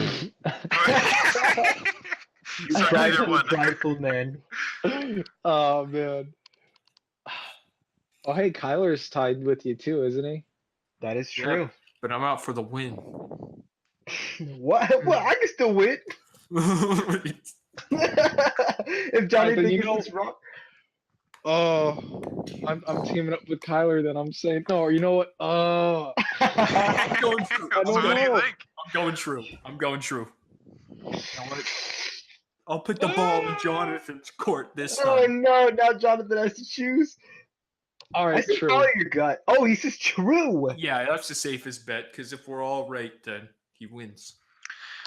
Drakensang Online is a real game. Yeah. And Jonathan is the winner of this. If there was a tie, I would have done a tiebreaker, but yeah, Oh. Jonathan wins this one. This is all your fault, Let's see. Brayden. I know.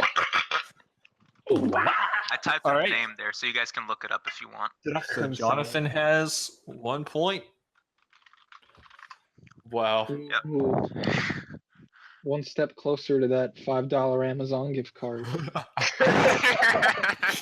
One of these days. Thank you, Malik. That was a fun game. That was Yeah, good. thanks. I enjoyed myself. Yeah, A little too I'll much. try to make a more detailed list or different variation next time. Yeah, for sure. So the next topic that we have to talk about is Pokemon. What? Pokemon. Yay, Pokemon. Pokemon. So the rumors have been going swirling around that Pokemon Switch is currently in the localization phase. Ooh. This is a big one. Yeah, you know more about this than I do, so kind of explain what it being in the localization stage means for the game. The game's Well, development. I'm gonna have to look this up because I forget if it might just be like a casting call of sorts to like get people to come and localize it, Mm-hmm. which would mean in any case It's 6 to 9 months very away. very very likely that there is at least some script out there, maybe in Japanese, maybe it's not done yet, but it's definitely far enough along in development that they have a script, and I would hope so, because if they do want this game out this year, it's gotta be. They gotta be at least that far ahead, you know. Yeah. Absolutely. So What? I mean, I was always of the belief that this game was gonna come next spring. That always made the most sense to me because I feel like if it came out this holiday, Generation 7 would have been 2 years and then over immediately. And I know that if it was spring, it would only be 2.5, but I still feel like that's just a bit more room. I don't know though. I mean, this is a unique situation. It's them going out there and saying this could hit this year that makes me question. Do Pokemon games have a history of releasing in Japan around the same time as they do in America? Ever since X and Yes. Y, yes. So I feel like this is a pretty good sign then. Yeah, I think it's a good sign that it's coming out this year. Well, Yeah.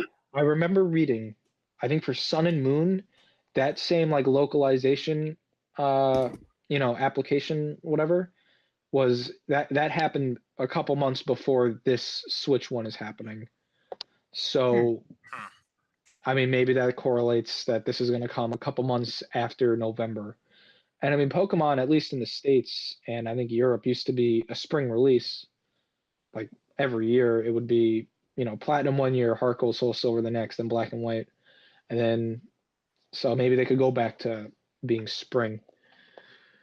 Huh. I mean, my only hope is that they're just not rushing it out the door because Yeah. this is the first like big HD console like Pokemon game. I mean, it's still on a handheld, but I mean the Switch is both. So I was gonna say, was it a direct earlier this year or last year when it was just a dude sitting at a desk and he was like, "Yo, we're making a new Switch Pokemon game. Last We year. just that was started." that was the the E3 of last year. They got him out to say, yeah, we're making it by basically. It's coming Yeah. out 2018 or later, and that's the official word on it now. The Pokemon Direct was the most underwhelming thing to ever grace me. So that leads us into, would you be okay with it just being a 3DS style Pokemon game, but on the Switch? Yeah. I think I'd be okay with that. If it looked like Sun and Moon, I think Sun and Moon looks pretty good, and I think that, but with obviously a lot more detail and fidelity, that kind of style, I think I'd be fine with. Yep. I mean, I don't think it's reasonable at all to expect something like a Pokemon Breath of the Wild of sorts. Yeah, in Yeah. terms of especially just not being I a think so- it's total- I think it's absolutely reasonable. Like I'm not even playing Really? it much, but I think it's absolutely shooting low if they don't go for something like that. Well, I I mean, kind of agree with as Malik on that. the first, I mean, because they don't have much HD experience besides like one 2D platformer they made a couple years back. I feel like they're gonna dip their toes first, make something that they know that they can do before they would consider like 2D really platformer, you're talking about Tembo the elephant, right? Tembo, yes, Tembo Yep. the elephant. Oh, that Yeah, was but how very much- recent too. Mhm. I don't know that. Like, are they not a big company or something? Because I don't see any reason why they shouldn't take the risk of making something. I mean, that's I'd have to bigger look it up. Than some. It's not that I think it's Pokemon it's isn't gonna big, be but I think there bigger. could be more to it. I think it's gonna be bigger, but I still think it's gonna kind of play to that type of formula. And I mean, even Sun and Moon kind of played with it because instead of having the gyms, you had the trials where you weren't necessarily like fighting. You would do like different challenges and stuff. So they were already like playing around with that kind of stuff. I See, think it just like one depends on game how I much actually further they liked take it. that I thought was a good variation from it was Pokemon Coliseum. Mhm. That Mhm. like that actually took a different turn for Pokemon and looked a lot different, honestly. Pokemon Coliseum was the one that you started in the desert, correct? Yeah. Yes. Was that Oh, I Yeah, you developed start by out in love the that game. desert. Or was that What? like outsourced? Was that developed by Game Freak or was that like No, outsourced? it was outsourced. Huh. So technically it doesn't count, even though it was kind of like a main Pokemon adventure Yeah. on our console. Yeah, and Interesting. I'd honestly like to see something like that from them. On like, I've seen enough of the same Pokemon. mean- I'm not saying that they're not adding anything new, but I want to see a I bit think- more of an adventure, more variation to it. Maybe Yeah. different kind of combat with Pokemons. I know people want to see. No. I know I people want to see remember- the same, same kind of combat, but there's not much to it, honestly. Well, the It's like thing is, it's playing like there's no, Legend of Legaia. the thing is like there's nothing really. I mean, as far as I know, there's nothing that really plays exactly like Pokemon. Yep. It's a very unique battle system that if they got rid of it, I mean, I'm sure someone would pick up the slack at some point. You got because- fight, you got items, you pick your different Pokemons, and you can run. If anything, I think that the more they add to the system, the worse it gets. Really? Like, Think so? yes, with the Z moves and the mega, it's lost its punch. It's lost its simplicity. The simplicity that allows you to do so much. Yeah, I mean, you It's made it sound convoluted. so simple, but there's like over 500 something, probably over like 700 different moves, and each one serves a Yeah. purpose, you know? Exactly. I No. mean, obviously you have stuff like, oh, why have like Ember when you have Flamethrower, right? But I mean, that you have to have an Ember It's just because progression. you can't have a Flamethrower at like level 5. Yeah. So Yeah. would you? So I don't know if it's still this way in Sun and Moon, but is it still like you're walking around the field and then a random encounter happens and then you just bump into Yeah. a couple of Pokemon?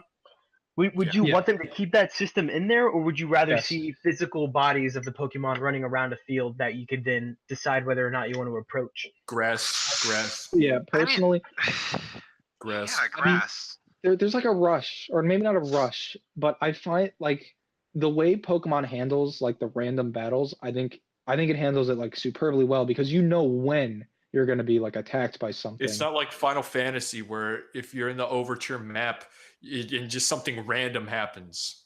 Yeah. Yeah, it is special in a way that when you do get a random encounter, it's like, oh, it could just be like a stupid Pidgey, or it could be this cool new Pokemon I haven't seen yet. So Yeah. I Yeah. do like that aspect of it. I mean, I like that element of surprise, and sometimes it can get a bit grindy when it's like, I need that Pokemon that has a 1% chance. Yeah. How Yeah, long is this gonna take? But there's something about that I find I like that aspect about it a lot, and I feel like if I just saw it there and then I ran into it, it would be like, yeah, Yeah. like, it would take something away. Yeah, I can see that. And mhm. I am browsing the images for Pokemon Coliseum, and the amount of DeviantArt that's for this thing is disgusting. Oh no! Jesus Christ. You know, I'm reminded of I remember Black and White and Black and White 2 had something where like even like in the grass, you would have that one like You can thing see. of like shaking grass, Yep. and that was guaranteed to have a rarer Pokemon. So I would like to see something I like love that. that. And it even had like different battle music. It was like more intense, more crazy. Yeah, because Pokemon Black and White is the only Pokemon game that I've like. It was the first one I ever played, and like the one that I've gotten closest to beating. Mhm. I really do like that game a lot. Yeah. Generation 5 is my personal favorite. for Okay, Pokemon. I chose Tepig, and I was like, oh, he's a cute little pig. Then he evolved, and he becomes this fat, sweaty wrestler, and I'm like, what have I done? Mm-hmm. I've made Who's the that, biggest mistake. Who's that Pokemon that does Earthquake? He's like blue, looks dumb, waddles back and forth. And there's a lot of There's a Pokemon. bunch of Pokemon Yeah, that does like Earthquake, my you friend. named 800 Pokemon just right there. Yeah, no, I'm like, damn it. He Swampert? took. How do you spell that? Silverbird. Swampert. You might be thinking of like Quagmire or not Quagmire, Quagsire. Quagsire. Oh yeah, wait, Quagsire. Yep. Mm-hmm. Quagsire. I love how derpy that thing looks. I Yeah, like that's great. Quagsire. And who is the blue one that hung I around love with this Team thing. Rocket for a little bit? Mudkip? No, not Mudkip. The purple one. Wobbuffet, right? Wobbuffet, yes. Wobbuffet. Yeah, I like the Yeah. way you look too. Yeah, I like Wobbuffet too. We have a mutual agreement. So on that's what I have Wobbuffet. to add to the Pokemon discussion. I like Wobbuffet I like Quagsire. that. I like Wobbuffet and Quagsire, yes. I like the Yeah, I mean, when it comes to Pokemon Switch, I think the first generation that's on Switch probably won't be like super groundbreaking. Kind of in the way that like you look at X and Y, and then you look at like Sun and Moon on the same hardware, and X and Y like already just look so dated because it tried to be like top down like the old ones. Yeah. Whereas with Sun and Moon, they at least tried to like give it some They actual ditched like the grid system. yeah. I mean, it felt more open even though it was still pretty linear. Like Yep. I think the one thing that I would like them to do that would still like they'd still be able to do within the current like formula is just be able to challenge the gyms in any order and like just have like a leveling formula where it's like depending on what your levels are, then the gym will just scale to it. So you can do the gyms in whatever order you want. I mean, I feel like on paper that would work, you know? And Yeah. it would give it more of a sense of like, you know, exploration where it's like I can just go through the region how I want. while it's still, designed like a Pokemon region and not like an open world. Man, I'm Yeah. like really iffy about that. What, I the don't know. open world style? Not maybe not the open world style, but just I mean, I guess yes, if you're gonna lump the doing the gyms whenever you want, Mhm. whenever you want. Well, I mean, you think about it, and it would make more sense. I mean, the original Kanto games, at I least in the just original Game Boy ones, you could do, I think, 3 of the gyms in any order you want. I mean, obviously, though, there was an order they wanted you yeah, to take I because the think levels got higher.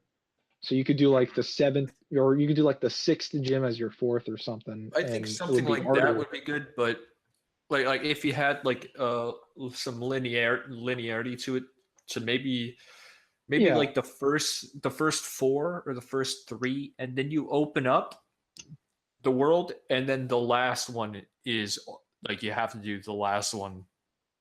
Like the first 3 and the last one are set, but the ones in the middle I think would be better because a lot of the main progression in Pokemon is going through those gyms in their set order What if, Mhm. and seeing the region in that order. yeah. Uh, man, What if the I get gyms, what you like, mean. if the gyms were open, what if they had some sort of system where they scaled with your level? So Well, they were that's what I always just mean. yeah, yeah, that they were would always like a sound. little bit had the edge on you, but not like they weren't too tough or too weak. Yeah. Because I mean, you think about I'd it, be it's okay like let's say like a Pokemon trainer starts their journey in like the last city with the gym, and it's like, is their first gym battle gonna be like? I mean, I guess they would just have to go all the way to the first gym. So I just explained that for myself. Never mind. Whatever. I think if you made the first 3 and the last gym, uh, the ones are like set, like their order is set, and then had the other 4 in the middle just Yeah. open, I think I'd be more down with that than all of them are just the first and the That last. sounds like I a think that sounds more agreeable. Yeah. yeah, that sounds like a Well, yeah. Zelda thing. Like I Link mean, to the Past. like I was saying, you go back to Red and Blue, and they kind of had that. They didn't balance the game around it, but you had that option of like going to places they didn't really want you to go yet. Mm-hmm. So being like a more open region like that, and I mean, you look at something like Black and White, and those regions are super linear, but I feel like they also have a lot of like little pockets. Like you could still explore, even though you're kind of just going in a circle around the region. Yeah. So yeah, I mean, Man, whatever they do, they're gonna make some people angry. no matter Yeah, what. Well, that's can't what you're make gonna do with everybody happy. everything. That's everything in life. You're gonna make someone angry. I'm Well, just stoked that I have a chance to try and play Pokemon again, you know? Yeah. mhm. Like a nice excuse to jump in. Yep. Yeah, I mean, I just think it's going to be like the last 2 handhelds. We're probably going to get 2 generations on the Switch. First one's going to be like basic. Then the second one is, I think, when we're going to see them like really like experiment and try to like push the boundaries. If you know, would they push the boundaries to a point where it's like a Breath of the Wild Pokemon? I personally, I don't think so. I don't think it's going to go I don't that think far anybody with it. needs that. No, Yeah, I I mean, think so. I still want to see more out of them. they might try. They're it's a mystery. We know nothing about this game. It's going to be a crazy day, I think, seeing it for the first time. But we hate it. We hate the game. Yeah, I'm gonna hate it day one, Yeah, and then they I'm won't. gonna buy it. Same. I'm just No gonna info. review it as soon as you get the case. Yep, no info. I'm gonna buy it and I'm gonna sell it. Really hate it. Man, yeah, Pokemon on the Switch, whatever it is going to be exciting. Yes. Yeah, Like, Pokemon that is is going to be huge game huge. still. It's a system seller. Oh, Absolutely. Gonna absolutely. release it with GBA graphics. What if they just release like an I, old I GBA think game? I They're, think they're the gonna try to take a twist on first person. They're gonna make it look like Wolfenstein, but it's still GBA graphics. So Wolfenstein? it's gonna, Hey. yeah. I think that the trailer we'll get for Pokemon is going to be very similar to the trailer we got for Mega Man, in that it'll go through the timeline of Pokemon, Oh yeah. Mhm. and then Well, I mean, end even up at 2018, and then it just blows our minds. And we're I mean, like, even oh my god, yes.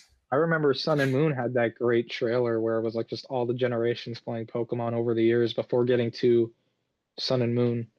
Because I think Sun and Moon hit for the 20th anniversary, so there was a lot of like build up to that. Where it was like, look at all these old Pokemon games, and now we're getting to the new generation. Yeah. Yeah, for I me, mean- and when it comes to Nintendo, I've learned to just not have any expectations because Nintendo Yep. will tell me exactly what I want, and I didn't even know I wanted it. Or they'll tell you exactly what you didn't want. Exactly. So I just let it happen. Yeah, pretty much. I love Nintendo, and I hate them. I do hope it does get announced this year at least. Oh, it will. I feel like Switch needs that like big announcement. It hasn't had that for me this year If yet. these localization rumors are true, I mean they're 100%. It will It's true. 100% get announced this year. Yeah. Like Oh, yeah, guaranteed. Especially if like what you said, even if it gets released in spring, it'll get announced this year. Yeah, you're right. Like, I mean, Right. the localization stuff. That's not even a rumor. That's on the official Pokemon like hiring website. So oh really? yeah, it's just a matter of time. Excellent. Yeah. I think we might get like another Pokemon Direct like a week before E3, but this one would actually have the Switch game. That's what I love about Nintendo Directs is they could drop at any time at any place and you're not ready Yep. for it. Mm-hmm. It's scary, man. It can make your It's whole scary. month or I ruin it. remember that mini Direct that was last month. People were hyping up a Direct. It was like the Yeah. night before, and people were like, "Yeah, it's happening tomorrow." Like insiders were like, "Yeah, it's happening." And Dude, I got so excited for the Animal Crossing Direct. And I Oh, cried. that was Don't always say going to be Not mobile for game. me. Not for me. Don't talk about that. Not in my heart. Yeah, so Pokemon, man. I'm excited. Yeah, no matter what it's going to be. My only hope is that it doesn't have the problems that X and Y did, because I expect this one to be similarly kind of rushed. Not necessarily like bad, but something they have to get out the door as soon as possible. You mix that in with this being their first like HD Pokemon, and I'm a little weary. Without knowing anything, I'm a little weary about the prospect. Yeah. But I'm optimistic, and I'm gonna wait and see. Did wait, Sun and Moon came after X and Y, right? Yeah, Yes. 3 years X after. and Y Okay. left a really bad taste in my mouth. X Well, and Sun Y, and and then I'll Moon make was it great. really. I heard. I dropped You off of liked X it a lot, and Y Jonathan. really hard. I liked Sun. Sun and Moon a was lot. okay. Thought it was I liked pretty. it. It wasn't as good as any of the DS ones, though, in my opinion. I But didn't it was even good. finish it. I finished finished all my Pokemon games, and I did not finish Sun and Moon. I finished Moon, Disgusting. and then I didn't finish Sun. I just So didn't, I finished it once. didn't feel it. I didn't feel what I usually feel when I play a Pokemon game. That's I kind of don't me with know. all Pokemon games for some reason, except for Black and White, because I almost beat that one, but I fell off of it. And I Dude. remember starting X and Y and just like I fell off of that almost There's just- immediately. There's just something about the DS games that just you instantly feel it. And I specifically think about Heart Gold and Soul Silver. That one looks so good. I want to play that to Yes, this day. when you're walking through if I remember correctly, Heart Gold and Soul Silver had the seasons changing, Yeah, I correct? was gonna say That that. was Yeah, that's that was one of the Black and White. Black and White had the seasons. Heart Gold and Soul Silver didn't have that? I think some areas were seasonal, but it didn't have seasons. Black and White. Had Okay, seasons. then it's still Heart Gold and Soul Silver. There was that one autumn Yes, autumn looking as soon as you were saying like seasons, that's what I was thinking too. Heart Gold and Soul Silver's autumn looking area is the first thing I think about when I think about that game. And oh my god, I've never felt anything else like that before or after with the 3DS games. Like the 3DS games, I just feel like there's something about the look of them that just feels kind of lifeless and soulless. They're washed out. I've noticed. They are washed out. X and Y and Sun and Moon It's There was weird some- because I think if you upped the saturation, it would be an immediate improvement. It's like they took the DS game sprites and elongated them. This is like a nightmare. I would say that for X and Y and Omega Ruby, absolutely, but I think Sun and Moon looks fine. You know, Sun I and wouldn't say those look like sprites stretched out. I mean, those are like actual human, you know, Actual shapes. humans. Human beings. Yeah, Yeah, and not like disgusting chibis. it's interesting. Yeah. I don't know. But All right. I think for me, part of it is just the music, and it's not that. I mean, I don't like the soundtrack for X and Y at all, but I think Mhm. Sun and Moon has a lot of good tracks. But it's just the sound of it. It's like a fake orchestra, and it doesn't have the same vibe. Sound like as, samples like, or something. Like a weird MIDI It orchestra. sounds It's sampled. just the colors for me, and like the way that it looks on screen. It's just there's something about it that Tell me when you looked at that hunk in Sun and Moon, that hunk professor looking dude, you weren't like, this is the best Pokemon game ever made. ever made. Ever. Ever. I don't know, Yes. but Pokemon rumors, yay! I mean, I'm looking at like HD screenshots of Sun and Moon, and I just feel like, I mean, it looks good for what it is, but it just, I don't know, something about the colors, they just don't pop. Doesn't have that soul, that art direction. It's like you look back at like the DS games and the sprites, and it's just there's so much more like saturation, I guess. Mhm. Yeah. Whereas this, it's like it looks scaled back, and especially for Sun and Moon, I feel like that should have just been like, should have been a lot more colorful than what it was. So it looks bleached. Kind of. Kind of bleached. Yeah. I don't know. I think it no, looks no. refined. Honestly, I just like the that's more just my 2 poppy. cents. I like the more Yeah. pop colors Yeah, of the other ones. The Game Boy Advance and the DS Popped. games, I think they're very poppy, and Sun and Moon, it looks like it's like They the look sun boring. is so intense, you know, like when the sun is so bright that it just like drains the color out of Yeah. everything else. Yeah. That's what the games are like. I guess it makes sense for a tropical island, but I feel like they should have gone for like, I don't know, something more colorful.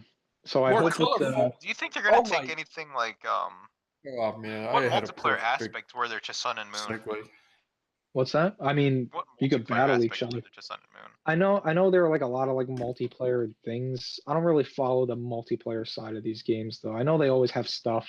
The only thing I know offhand is like trading Yeah. and battling. One of my favorite things about the 3DS games is the Wonder Trade. Like I love that aspect or that feature where you can just throw a random Pokemon out there and get a random Pokemon back. Oh, that's cool. You know who cool, doesn't huh? like the Wonder Trade is the nation of Wakanda. Wow. They don't like to trade anything. Stretching it. Oh, Isolationist. Yes. So yeah, that's a segue into our big discussion about Black Panther. Wow. Wow. Wonder Weez. Trade. Black Panther's my Alright. favorite Pokemon. Black Panther. No, we're done with Pokemon, Jonathan. We're done. Okay, we're finished. So I'm Black scared. Panther. Eject. Eject. All right, Let's Black talk Panther. about this. Yeah. Let's talk about this movie. Okay, Please. Yeah. Where to it was start? good. It was good. Well, it's I actually the thought it greatest was movie of good. all time.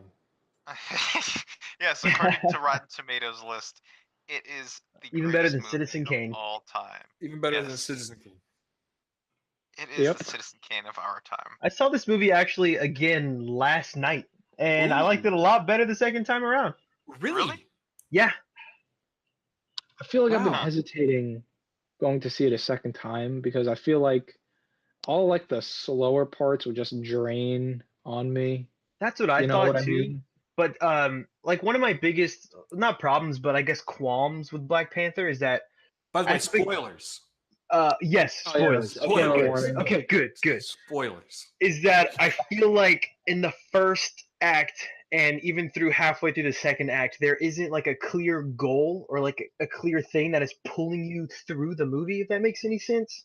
Yeah, it does. It's kind of like it's just going along, and then towards the middle of the second act is where things start picking up. Like when Killmonger finally starts to go to Wakanda, then things start to pick up. But in that first half, it's just kind of like this string of things that are just kind of happening. But it's like, what's the bigger plot here? Well, Yeah. yeah. I mean, that's because they pinned a lot on Claw, and then Yeah. Claw just died, and then the story completely did a 180 on itself. I gotta say, Claw, for being awesome, he went down like a bitch. Yes. He did. Yeah. That really bothered the fuck out of me. I like Killmonger- right that moment. I wanted to talk about that. Killmonger was the best one-off villain. Like he is the perfect example of what a one-off villain should be, and Claw is the best example of what a long-running villain should be. And Yeah, they just killed him. Yeah. they just got Except rid for of the him. part where he died like a loser. Yeah, like shot. it could That's have. it. If they You- killed him off decently, I would have been fine with it. But it felt like a side character got killed, like some scientist just got shot, or some coyote from Exactly. Mexico. Whoa. Yeah, Okay. that's what Yeah. it reminded me of. You know, It's it shit. hasn't really made me mad, but now talking about it now, it's like they went back to the thing they did where it's like they just kill off everyone, Yeah. or Marvel will just kill off everyone even if it doesn't make any sense, or if there's Yeah. more that can be done, but one person's like, nah, let's just kill him. Like it But- makes sense. It makes sense for Killmonger to have killed somebody, but it didn't Yeah. have Claw. Yeah, he could have Yeah. like gotten away, and it could have been one of his shitty henchmen. Like his girlfriend. I thought that's where it was going to end. I thought him shooting his girlfriend, and that's where it was going to be. I like that Yeah. too. I like that. I like that when it showed that this guy would go to any lengths to get back to Wakanda. He shoots his Mhm. girlfriend, and you're like, oh wow, this guy's the real deal. He Yeah, doesn't I have to remember- go. He doesn't have to go and kill Claw. He doesn't have I to. remember when that happened, I was like, did he really just do that? I mean, we never even really got to know the girlfriend. She was a flare, but it's like, Yeah, Yeah. There's was nothing so to brutal. her. Oh Yeah, my there's god. nothing that- to her, but I feel like that just having that Yeah. him killing Claw added nothing. Yeah. I Like, agree. Yeah. killing his definitely. girlfriend, even when I we mean, didn't, It even when we was a didn't know method of anything establishing about. trust with Wakanda. Like with what's his name? The Owaku or dude. Baku, Yeah. or something, or no, Whatever Baku's his the name was. How do you guys feel about this thing that some Marvel Studios movies are doing now, where like before the Marvel Studios logo pops up, there's like a short, like 5 minute little thing. I like it. that's I, fine. I don't really like it. I feel like it breaks up, like it breaks the pace of the movie to me. Well, know what I, you're I talking think about. I think Well, with this it's- one, I think with this movie in particular, I think that the first 5 minutes or whatever have to be truly impactful.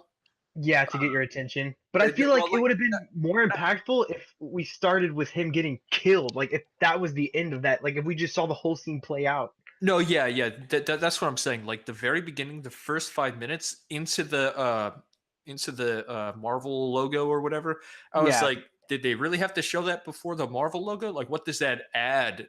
Yeah. Yeah. Like, I what? feel like Like, they I usually- agree. I usually think with- they should have killed him in the beginning. That would have not taken anything away from the story, honestly. Usually that transition. Usually when they do that, whatever happens at the end of the first scene before the title card comes up or whatever, Mhm. like something like really meaningful happens or something exciting happens. But Yeah. nothing really exciting happened, and I was like, "Oh, okay, that was supposed to be That's so exciting and weird. hype, but it Wait. wasn't." Yeah. I guess I'm gonna show my memory right now, but the 1992 scene, was that before or after the logo? Before It was that was it. before the logo. That was Okay, it. yeah, That was the the one. first- I mean, half. I think they used like the Marvel logo as kind of like a time skip. Like whatever is before is something that happened in the past, then yeah. it's the Marvel logo, and then they just throw you into what's happening right now. That Yeah, I makes but they feel could like have they've easily done that a skipped lot of over, like, times. not skipped. Did that They with- could have easily killed him off there because it didn't leave me questioning it in a good way. Yeah. I sincerely thought that I was going to see him as some kind of prisoner of their nation or some kind of lowly guy who's just like a disgrace now because Yeah. he Are you betrayed them. talking feel like- about but- Claw? Or No, I'm talking about the His uncle. brother. His brother. Yeah. okay, yes. Yeah, exactly. I I knew instantly that the kid that was looking up at the sky was going to be Michael B. Jordan's character, Mhm. but I was like, I didn't understand what the significance of him looking up at the sky was just to see the thing go away without knowing that his father had died.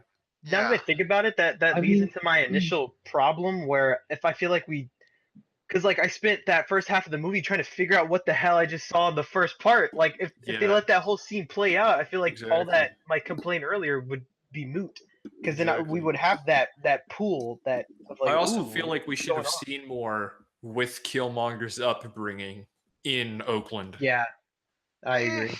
Yeah, I agree. I don't really see like you didn't see much of his hardships, but again, there's only so much time you have in the movie. Like sometimes Yeah. you want to see a bit of the world building, you want to see a bit of the action scenes, you want to see a bit of him. Like how much can you really fit in? Like, Yeah, it's but tough. then that also brings up the point of what was Claw's purpose in this movie at all? Yeah. Because He if you was took just- out all of Claw's parts and then added like some of the Michael B. Jordan parts when he was growing up in Oakland, I think that would have made it even better. And then you still have Claw as a villain to use. Yeah, Yeah. exactly. I think that could have worked because Mm. Claw just felt like he was an excuse for him to build a relationship with Wakanda. Yeah. It makes no sense. Like you just made a meat suit that Mhm. said some cool lines, and he was a good villain. He could have easily lasted longer. Yeah, It exactly. was a lot of fun. Yes. Like every time he was Yeah. on screen, it was like a joy. Yeah. Like, you I could tell loved Yeah. him so much in that movie. He was so crazy. Yeah. Man, let's talk about those action scenes. Oh my gosh, those fights, the hand-to-hand combat fights, when they were in the water, that was awesome. I Those really are think like the so best too. Yeah. action scenes in the movie. I I feel like thought all the the big. first waterfall scene was better than the scene with Killmonger. I feel like all I the think. big. Hmm? I'm sorry. Well, I feel like all the big action scenes kind of like it didn't really like stand out to me like as a like crazy way. Like it was Ooh, all I like loved them. it's kind of like it felt standard, whereas Yeah. the waterfall fights had like a realness to them. It was Like like down to grittiness. earth, gritty. Well, yeah, because I it mean, didn't feel like he was untouchable. Well, those men Whereas jumping. Yeah. that's the why I like. the car chase, for example, I they were love the clearly car chase. untouchable. But yeah, but the problem was like, okay, when she got on top of the car, why wasn't the henchman shooting her? He was shooting the car.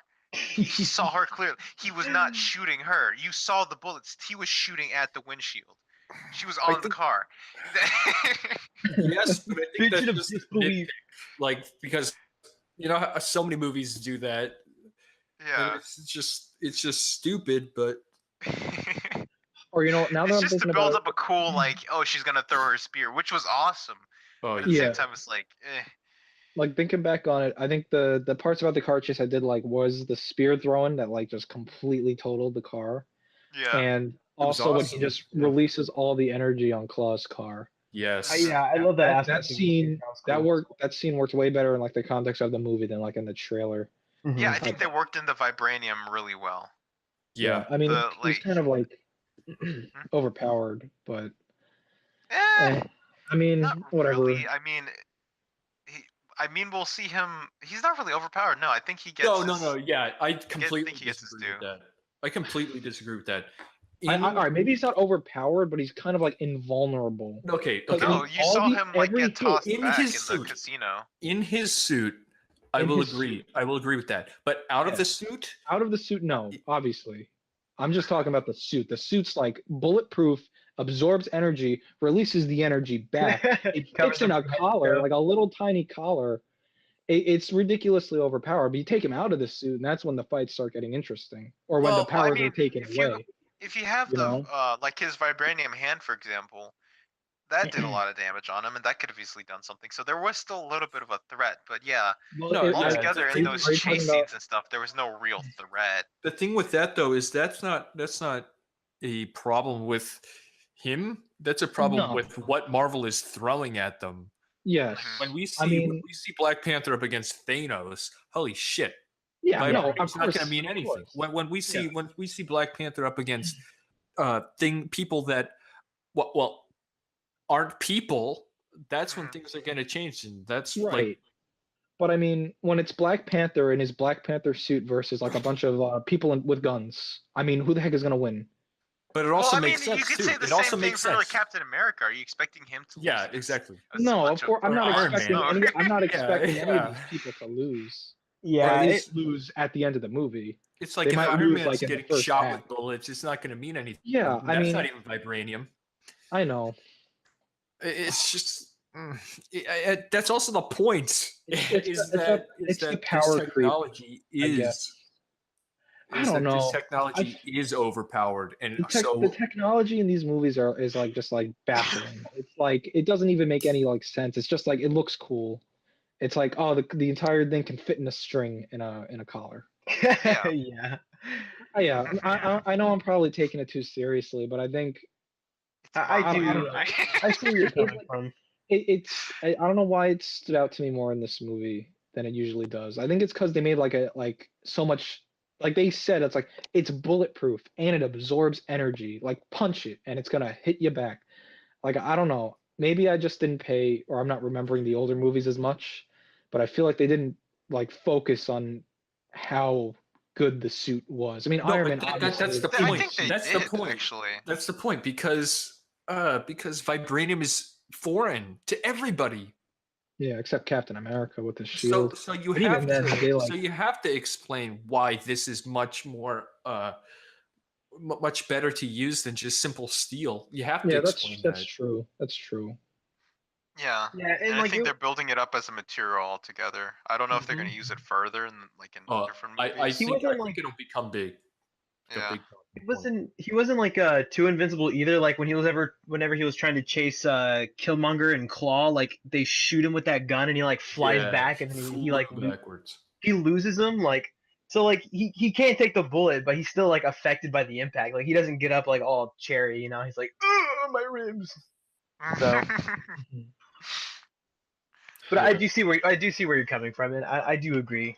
One thing I am glad about, and I think they did great, is when they went to that one the gorilla people tribe. I don't know what they were called. The frost Yeah, people. that was a great scene. Bark I Boys. think those guys were awesome. Yeah, Yes. that First of tribe all, was great. I completely misjudged them. I didn't think they were vegetarians. That was Mhm. cool. How dare you? I Nate. didn't think I didn't think that their design would be that great because I thought his throne room was a lot better Oh, than it was the Black badass. Panther's throne room. Oh, It was yeah, so it was cool. minimalistic. I Yeah. loved exactly. It was traditional. It was great. Yeah. That one shot where it's just him sitting and like you look Yep. above and it's like all The like the hanging wood or wood, whatever, yeah. and it's Yeah. all like symmetrical and stuff. Yes. It's great. Yeah. Whereas you go to like Black Panther's throne room and they're sitting on like a plastic rock. Yeah. But it's Yeah. well, it's fine. No, yeah, I thought that was really great. And then all around I don't think I would have wanted to see more of them, but I liked how they redeemed them. At the start you thought like, oh, they're scummy and shit, but altogether they were really great characters. I want to and see more of it them. just shows you that Same. much. Yeah. Like M'Baku, well, his whole tribe is going to be in Infinity War. Yes. Nice. I'm Yeah. excited, yeah. I Yeah, can't wait. I'm Go excited for back- them to go back and watch the on trailer. Thanos. Go back and watch the Infinity War trailer, and you'll see M'Baku and his tribe like running with Captain America and everybody else. Yeah, I hope they do that to Oh. Captain America. Yeah, Infinity War is gonna be something. It is. That's gonna be like. I mean, one of the I have coolest faith. movies. I have faith that they're gonna get everything to fit fine because Civil War was juggling a million things, and for the most part, I think it handled everything as well as it could have. But I mean, even with Infinity War, I think you're dealing with like twice as much stuff in probably the same amount of time. Black Panther looked amazing. Like some of the shots were crazy good. Mhm. Holy In this crap. movie, Yeah, Black Panther. yeah, there's some shots that look good. I just feel like overall, like, I don't know. I feel like they're rushing the CGI, and I can't really blame them because they got to get these movies out pretty fast. But I never loved the CGI. Like outside of like Iron Man 1, I feel like the CGI in most of the Marvel movies are just they don't do anything for me. I think they're pretty standard, and I don't think they're. I don't think they're too bad. They don't take me I out of don't the think movie they're or bad. anything Yeah. like that. I feel like they should they should make me go wow, but they just don't. I Well, feel yeah, like Marvel has such a budget that Yeah, they right? go I on feel like crazy, Black but- Panther was the first time like some parts of the CG kind of took me out where I was like, wow, like they're usually better than this. There were some like people who were like falling off buildings and it looked like they had no momentum, like they were just lifted into the air, like someone like picked them up and then dropped them. That's what it looked like, even though they were being knocked off. Huh. And like you had like the scene, like the big open action scene with all the rhinos and stuff, and all the rhinos looked like, and then you had like the rhino running, and like the Black Panther was running next to him, and they were both CG, and it looked for like I don't know, but like I was watching it for a second, I was like, what if this is like an animated movie and it looked like this? And I thought the only part with the Weird to me. rhinos that I thought looked bad was when the rhinos hit one of the girls and she went flying and it looked. Yeah, that was pretty awful. But Yeah. like I never like even with the mentality of I'm gonna pay more attention to the CG. I never really found it was bad other than it doesn't one scene ruin where one scene Also- where they were fighting in the water. And you could tell that the water and the rocks were clearly real, clearly practical, but everything behind it was green screen. That was like the only time where I actually thought, okay, that's noticeable, but nothing on the lines of Thor Ragnarok when they were on the, or quote unquote, like on the Norway. plains overlooking the sea. That was the Oh, worst that was shit I have awful. ever seen That was in a awful. movie. In a movie. You know why though? You know because I thought the Devil's Hole was It was the worst lighting. part, honestly. well, not only that, but apparently they shot that whole scene was supposed to take place in an alleyway or something. Yeah. So they had It to, was in the like- trailer, yeah. Yeah, they had to like reuse some of those shots and like cobble together just It this was Microsoft so X background. Because the lighting was just trash. It was so bad. It was awful.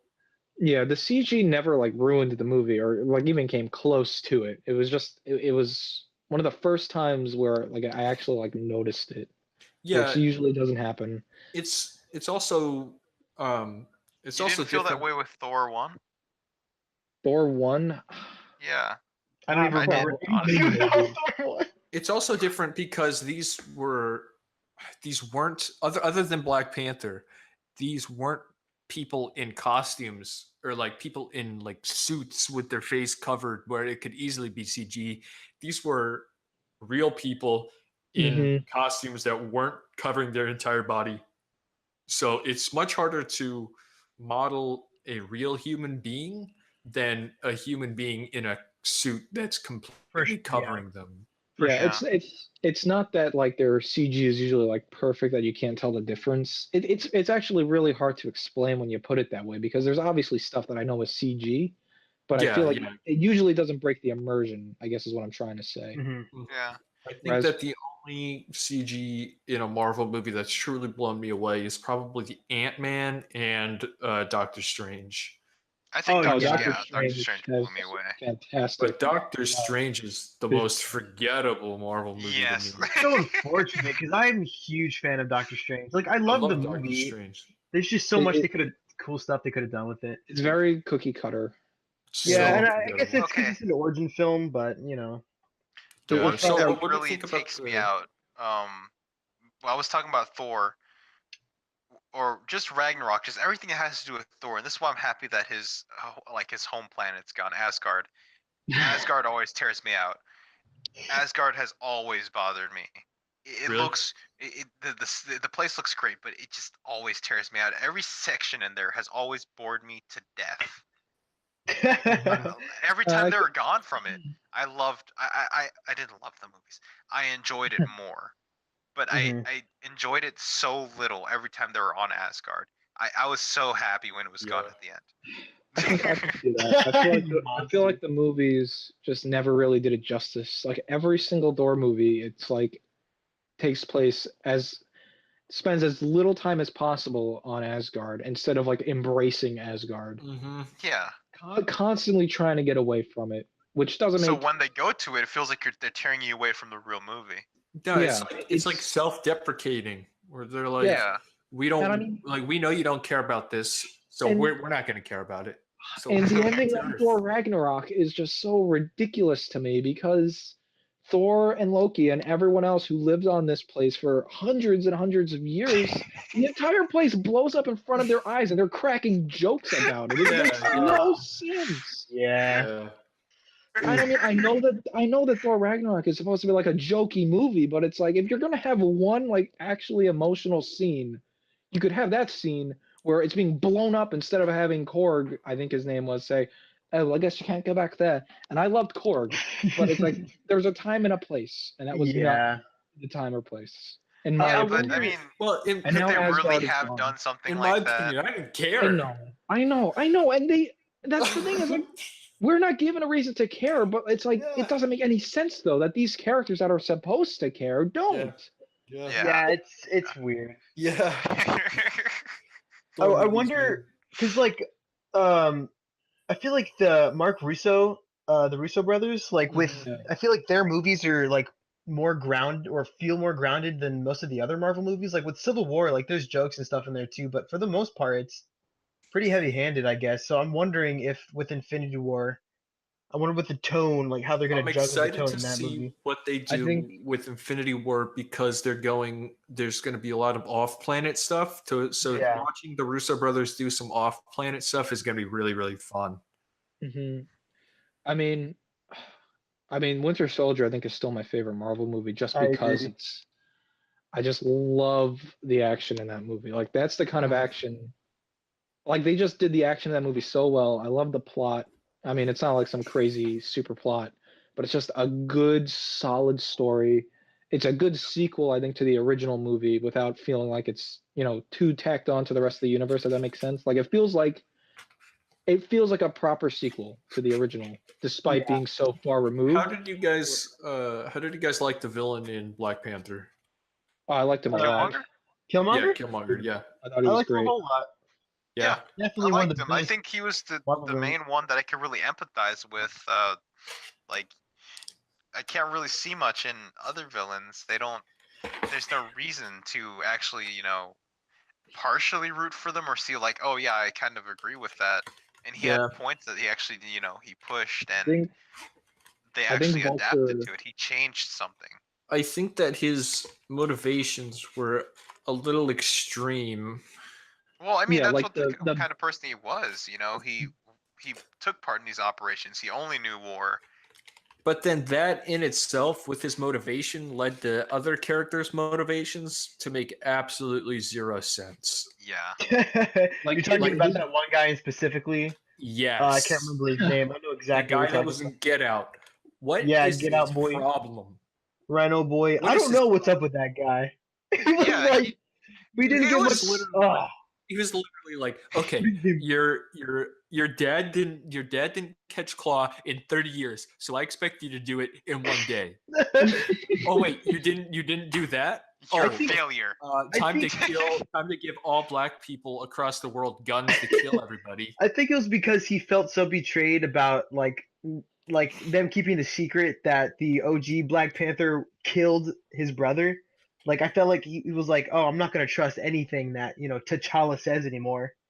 Because like I feel like he thought that T'Challa was lying or something whenever he got blown back and he couldn't catch up and he lost Killmonger, and when he came back he was like, where's Killmonger?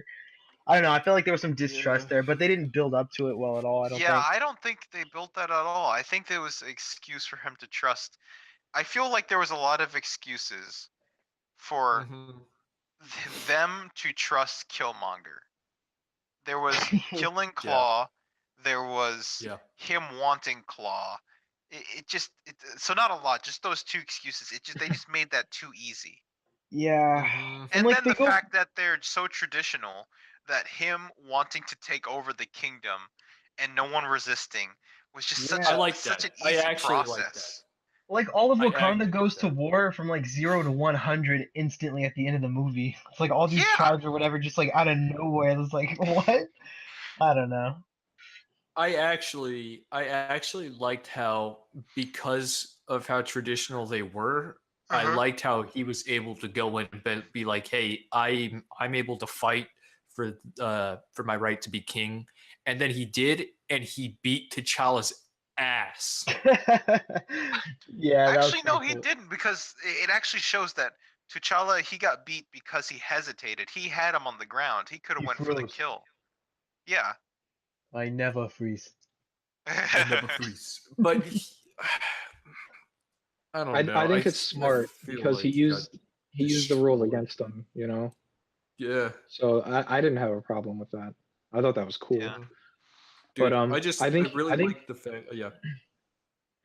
I think like Killmonger's like at a very base level. I mean, he's pretty much right that they Yes. shouldn't be so inclusive, but then he Yep. takes it to like The extreme. like a 12. Extreme levels. Yes. Yeah, straight up Hitler levels.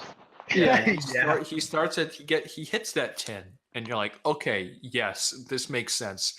And then he takes it to the 12 and it's like, no, what are you doing? and then that's when people start agreeing with him. Yeah. It's like, oh.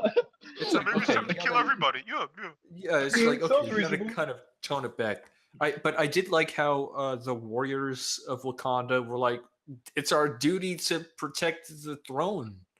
I Mhm. like that. I really did. I did like that too. Mhm. There's a lot that So they got. I'm a bit torn of that traditionalism stuff, but I guess I could lean towards I like it more. I mean, there's a lot It's that I it's really liked with interesting, this movie, you know. but Mhm. then there's a lot that you go off of and think about, and it's like they could have done this way better. Yeah, I feel like as it stands, it's still a good movie, but Oh it's yes, only disappointing on the aspect that it could have been, improved in a lot of aspects. I always talk about this, but I love how the themes of the movie felt genuine within the confines of the movie itself. Like Mhm. everything that they brought up wasn't a comment on what's going on today, but it was to comment what's going on in the world of Wakanda, in the world in the MCU, and I Yeah. Yeah, it love was that. very I love that cleverly so done. much. Yes, it never felt too heavy-handed or anything, and I thought that was brilliant how they did that, and how they Yeah. made it how they made the politics feel political in the world of the MCU as well as be relevant in today's world, but Yeah, not exactly. You can feeling. draw parallels, and Mhm. rather than try to feel like spite, you can feel a sense of this is what we should be doing. We should be Yeah, helping each other. We should be trying to exactly. improve things while improving our own places. Exactly. Oh, I love that too because I was going in expecting some things to be a little heavy-handed, but in Mhm. reality, I got some really good politics within the world of the movie itself. Yeah. Oh, I love that. Yeah, I mean, how would you rank? How would you rank the movies? How would you rank your? Would you put Black Panther in your top 3? I Of think It's that's my Marvel. hard to question. say. overall. I mean, at first, like after I saw it, I was like, yeah, that's probably top 3. But like thinking back, I'd have to like actually think harder about this. It's definitely up there, I but mean, Not wait, top wait, wait. 3, top 5, Are we but not talking top top 3. 3 of the year or top 3 of like all No, time? just no, Marvel Marvel movies. wave. Oh, Marvel movies. Okay, good. Jesus. No, I'm like, because hey, there's people who probably do it. My top 3 are Winter Soldier, Spider-Man, and Guardians. Mhm. I know that Crap. Winter Soldier and Guardians 2 are like locked in at top 2. Yeah, still. Guardians 2 is my favorite. I Honestly, don't know. okay. A lot of these movies I like kind of go back and forth on where some days I'm like, man, I really love that movie, and the other day is like, it could have been better. And then Yeah. another day later, it's like, man, it did so much right. And then the next is like, you know. Honestly, okay. I'd say in Marvel, first Black Panther. I really enjoyed it that much to where I could say that's my favorite Marvel movie I've seen so far. Yeah. Second, this might come as a surprise, but Thor 2. I like the Loki sections a Whoa. lot. Oh yeah, Loki was really good in that movie. And I thought that like the whole relationship between the brothers was a really good story altogether. He was a good villain and a good anti-hero at the end as well. Yeah, Loki's pretty good. Then third, I can't really tell you a third. I don't have that. I mean, I haven't really thought about that. I could say Spider-Man: Homecoming. Yeah. Spider-Man is good. Spider-Man has a lot of good things about it, but I feel like at the end of the day, it just didn't really stick with me. Spider-Man's like right in the middle like in the middle near the top, I guess. Like I love Spider-Man: Homecoming, but it still didn't top Spidey 2 for me, even though it was more comic No. accurate. I guess I really like. I mean, I just really dislike the Iron Man suit on Spider-Man. I guess, Hmm. which the like best things, it makes that third act of that movie like really good, but I don't know. the best things about Homecoming, in my opinion, are the villain and the comedy. Yeah, Honestly, okay, I can't say. I'll have to say, okay, second, Doctor Strange, third, Thor 2. It, Superman, Spider-Man is really forgettable. I'd say it's more forgettable than Doctor Strange, honestly. Yeah, I mean Yeah, I'd that's go kind of that how I far. felt after seeing it. It was kind of like thinking back on it, it was all right. I like the villain I and the mean- plot twist so much that I would Yeah. say it's definitely more, or in my opinion, it's more memorable than Doctor Strange easily. yeah, I'm the same way. That plot I think twist was pretty Vulture. fun. That I was think awesome. Vulture is one of the. I love that because like even as a I longtime think Vulture Spidey is the fan, best villain. like the fact that they can surprise me Yeah, like he really that is might something be. I'm looking Like, for. I mean, even when you get into his motivations, I mean, he's just. She's a family I man. mean, he's a family man. He's not a good Yeah. guy. Like he's definitely not a good guy. But you also kind of see where he comes from, and you see how he was done wrong. See, you those know? are when the villains are best, is when they blur the lines Mm-hmm. between boy what's Elliot. right and what's. Yeah, And the boy. I felt bad for him at the end because now his family is like ruined. I mean, it was his Left Yeah. fault, you know. But Yeah, you feel bad for that family. I love that he didn't die either. I love that. He didn't Spider-Man, die. he saved him. He webbed them up and he put the cute little note on his head. I love Thank that. God.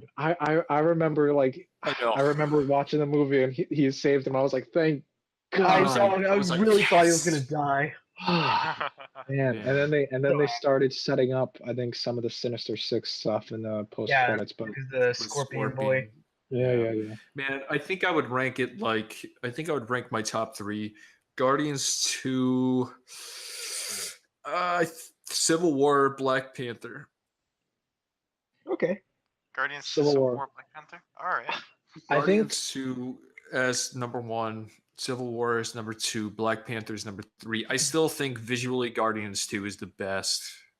Oh, just from a visual standpoint, yeah. Writing, I think, as well.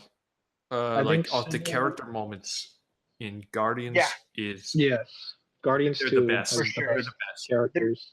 I think at this point, Guardians is my favorite Marvel franchise in terms of Mhm. the MCU, like easily. Yeah. Yep. Yeah. The thing with Civil War is that I guess part of me is just disappointed we didn't get another like just straight up Captain America movie. Yeah. And I feel like you could have had another good movie that was just kind of on its own, and instead it was just kind of like Avengers Light that had Captain America as the central character of the conflict. Mhm. Kind of. It was very well done, and for a while it was my favorite. I think for a little bit, but Mhm. nowadays it's still up there. It's still a fun watch, but Yeah. I don't even know if it would be. In my opinion, it's the most fun to come back to and watch, just because you get Maybe. to see everybody. It Yeah. has that- been a while since I've yeah. seen That it. the airport scene is really awesome. The airport scene I is don't know, great. some- When Black Panther first comes in, is fucking still the best Black Panther scene I we've don't got. care. Even from the movie, the Civil War is still the best. Also, at the end of Civil War, when Civil War gives the speech to Zemo, it's still the best like thing Black Panther has done, and he just had his own movie. I love that. Those Russo brothers are like a magic touch, I tell you. Yep. Like, I mean, even though I'm kind of down on Civil War, like I'm talking about it right now, I still think it does so much right. They Mhm. just they get it, and they get the action. The Mhm. action in their movies is the best. I love those guys. They had the Like- John Wick action directors work on Civil War. Yeah, Yeah. like that apartment scene where it was Bucky and Captain America versus. yeah. Yes. Oh my Down gosh! the stairwell, dude. It, That was it It's so was always the stairwell. it was just as good as like any action scene in Winter Soldier, probably better. Just so good. And then the chase with BP and Bucky. dude. yes.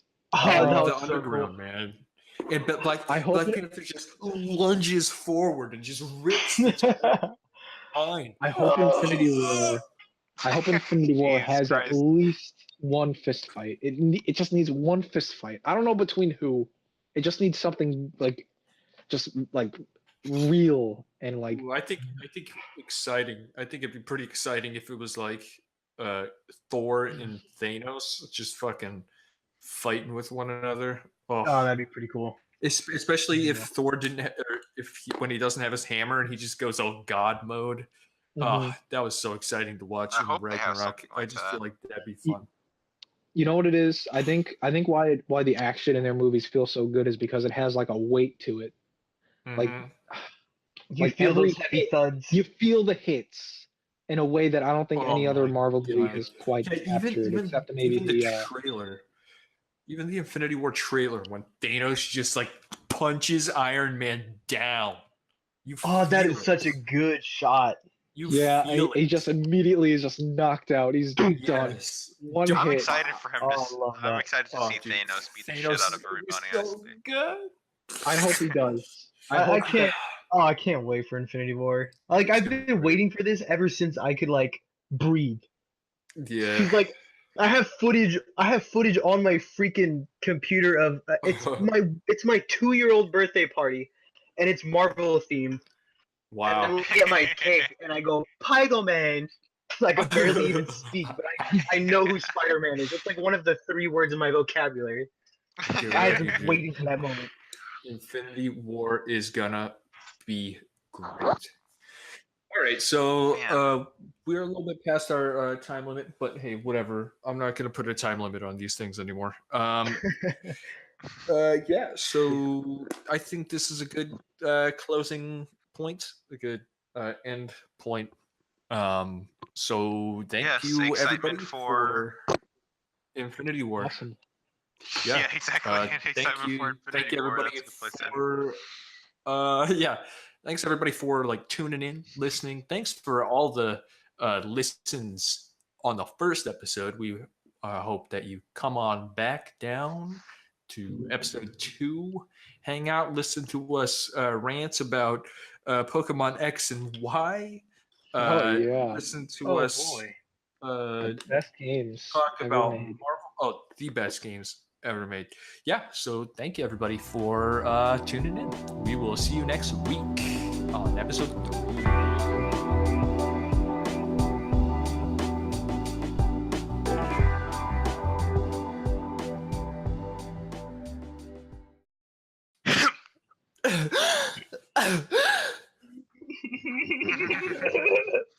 What was that? That sounded like you were laughing and crying at the same time.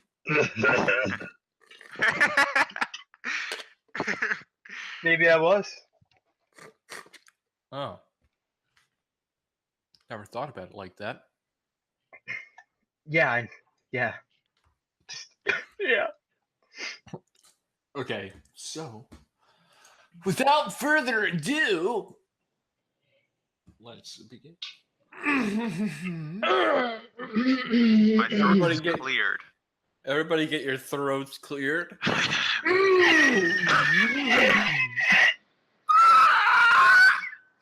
Jesus Christ.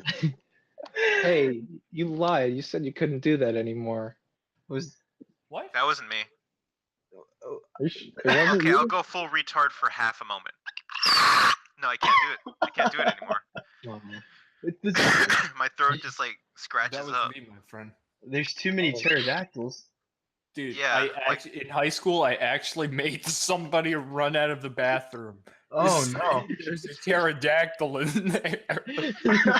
Dude, one time when I was going through the hallway, I nailed it like so good. It sounded like an eagle. Shit was perfect. Now my throat's just full of smoke Dude, and tar. I don't know who the hell would like actually run out of the bathroom saying there's a pterodactyl. They're back. Yeah. That guy's constantly on the lookout for pterodactyls now. Yeah. What if his whole life he's been a conspiracy theorist about dinosaurs still existing, and then Malik just does that in the restroom? Just wrecks his whole life. Oh, dude, that'd be great. Okay, let's begin. It's gonna be the same thing as last time. All right.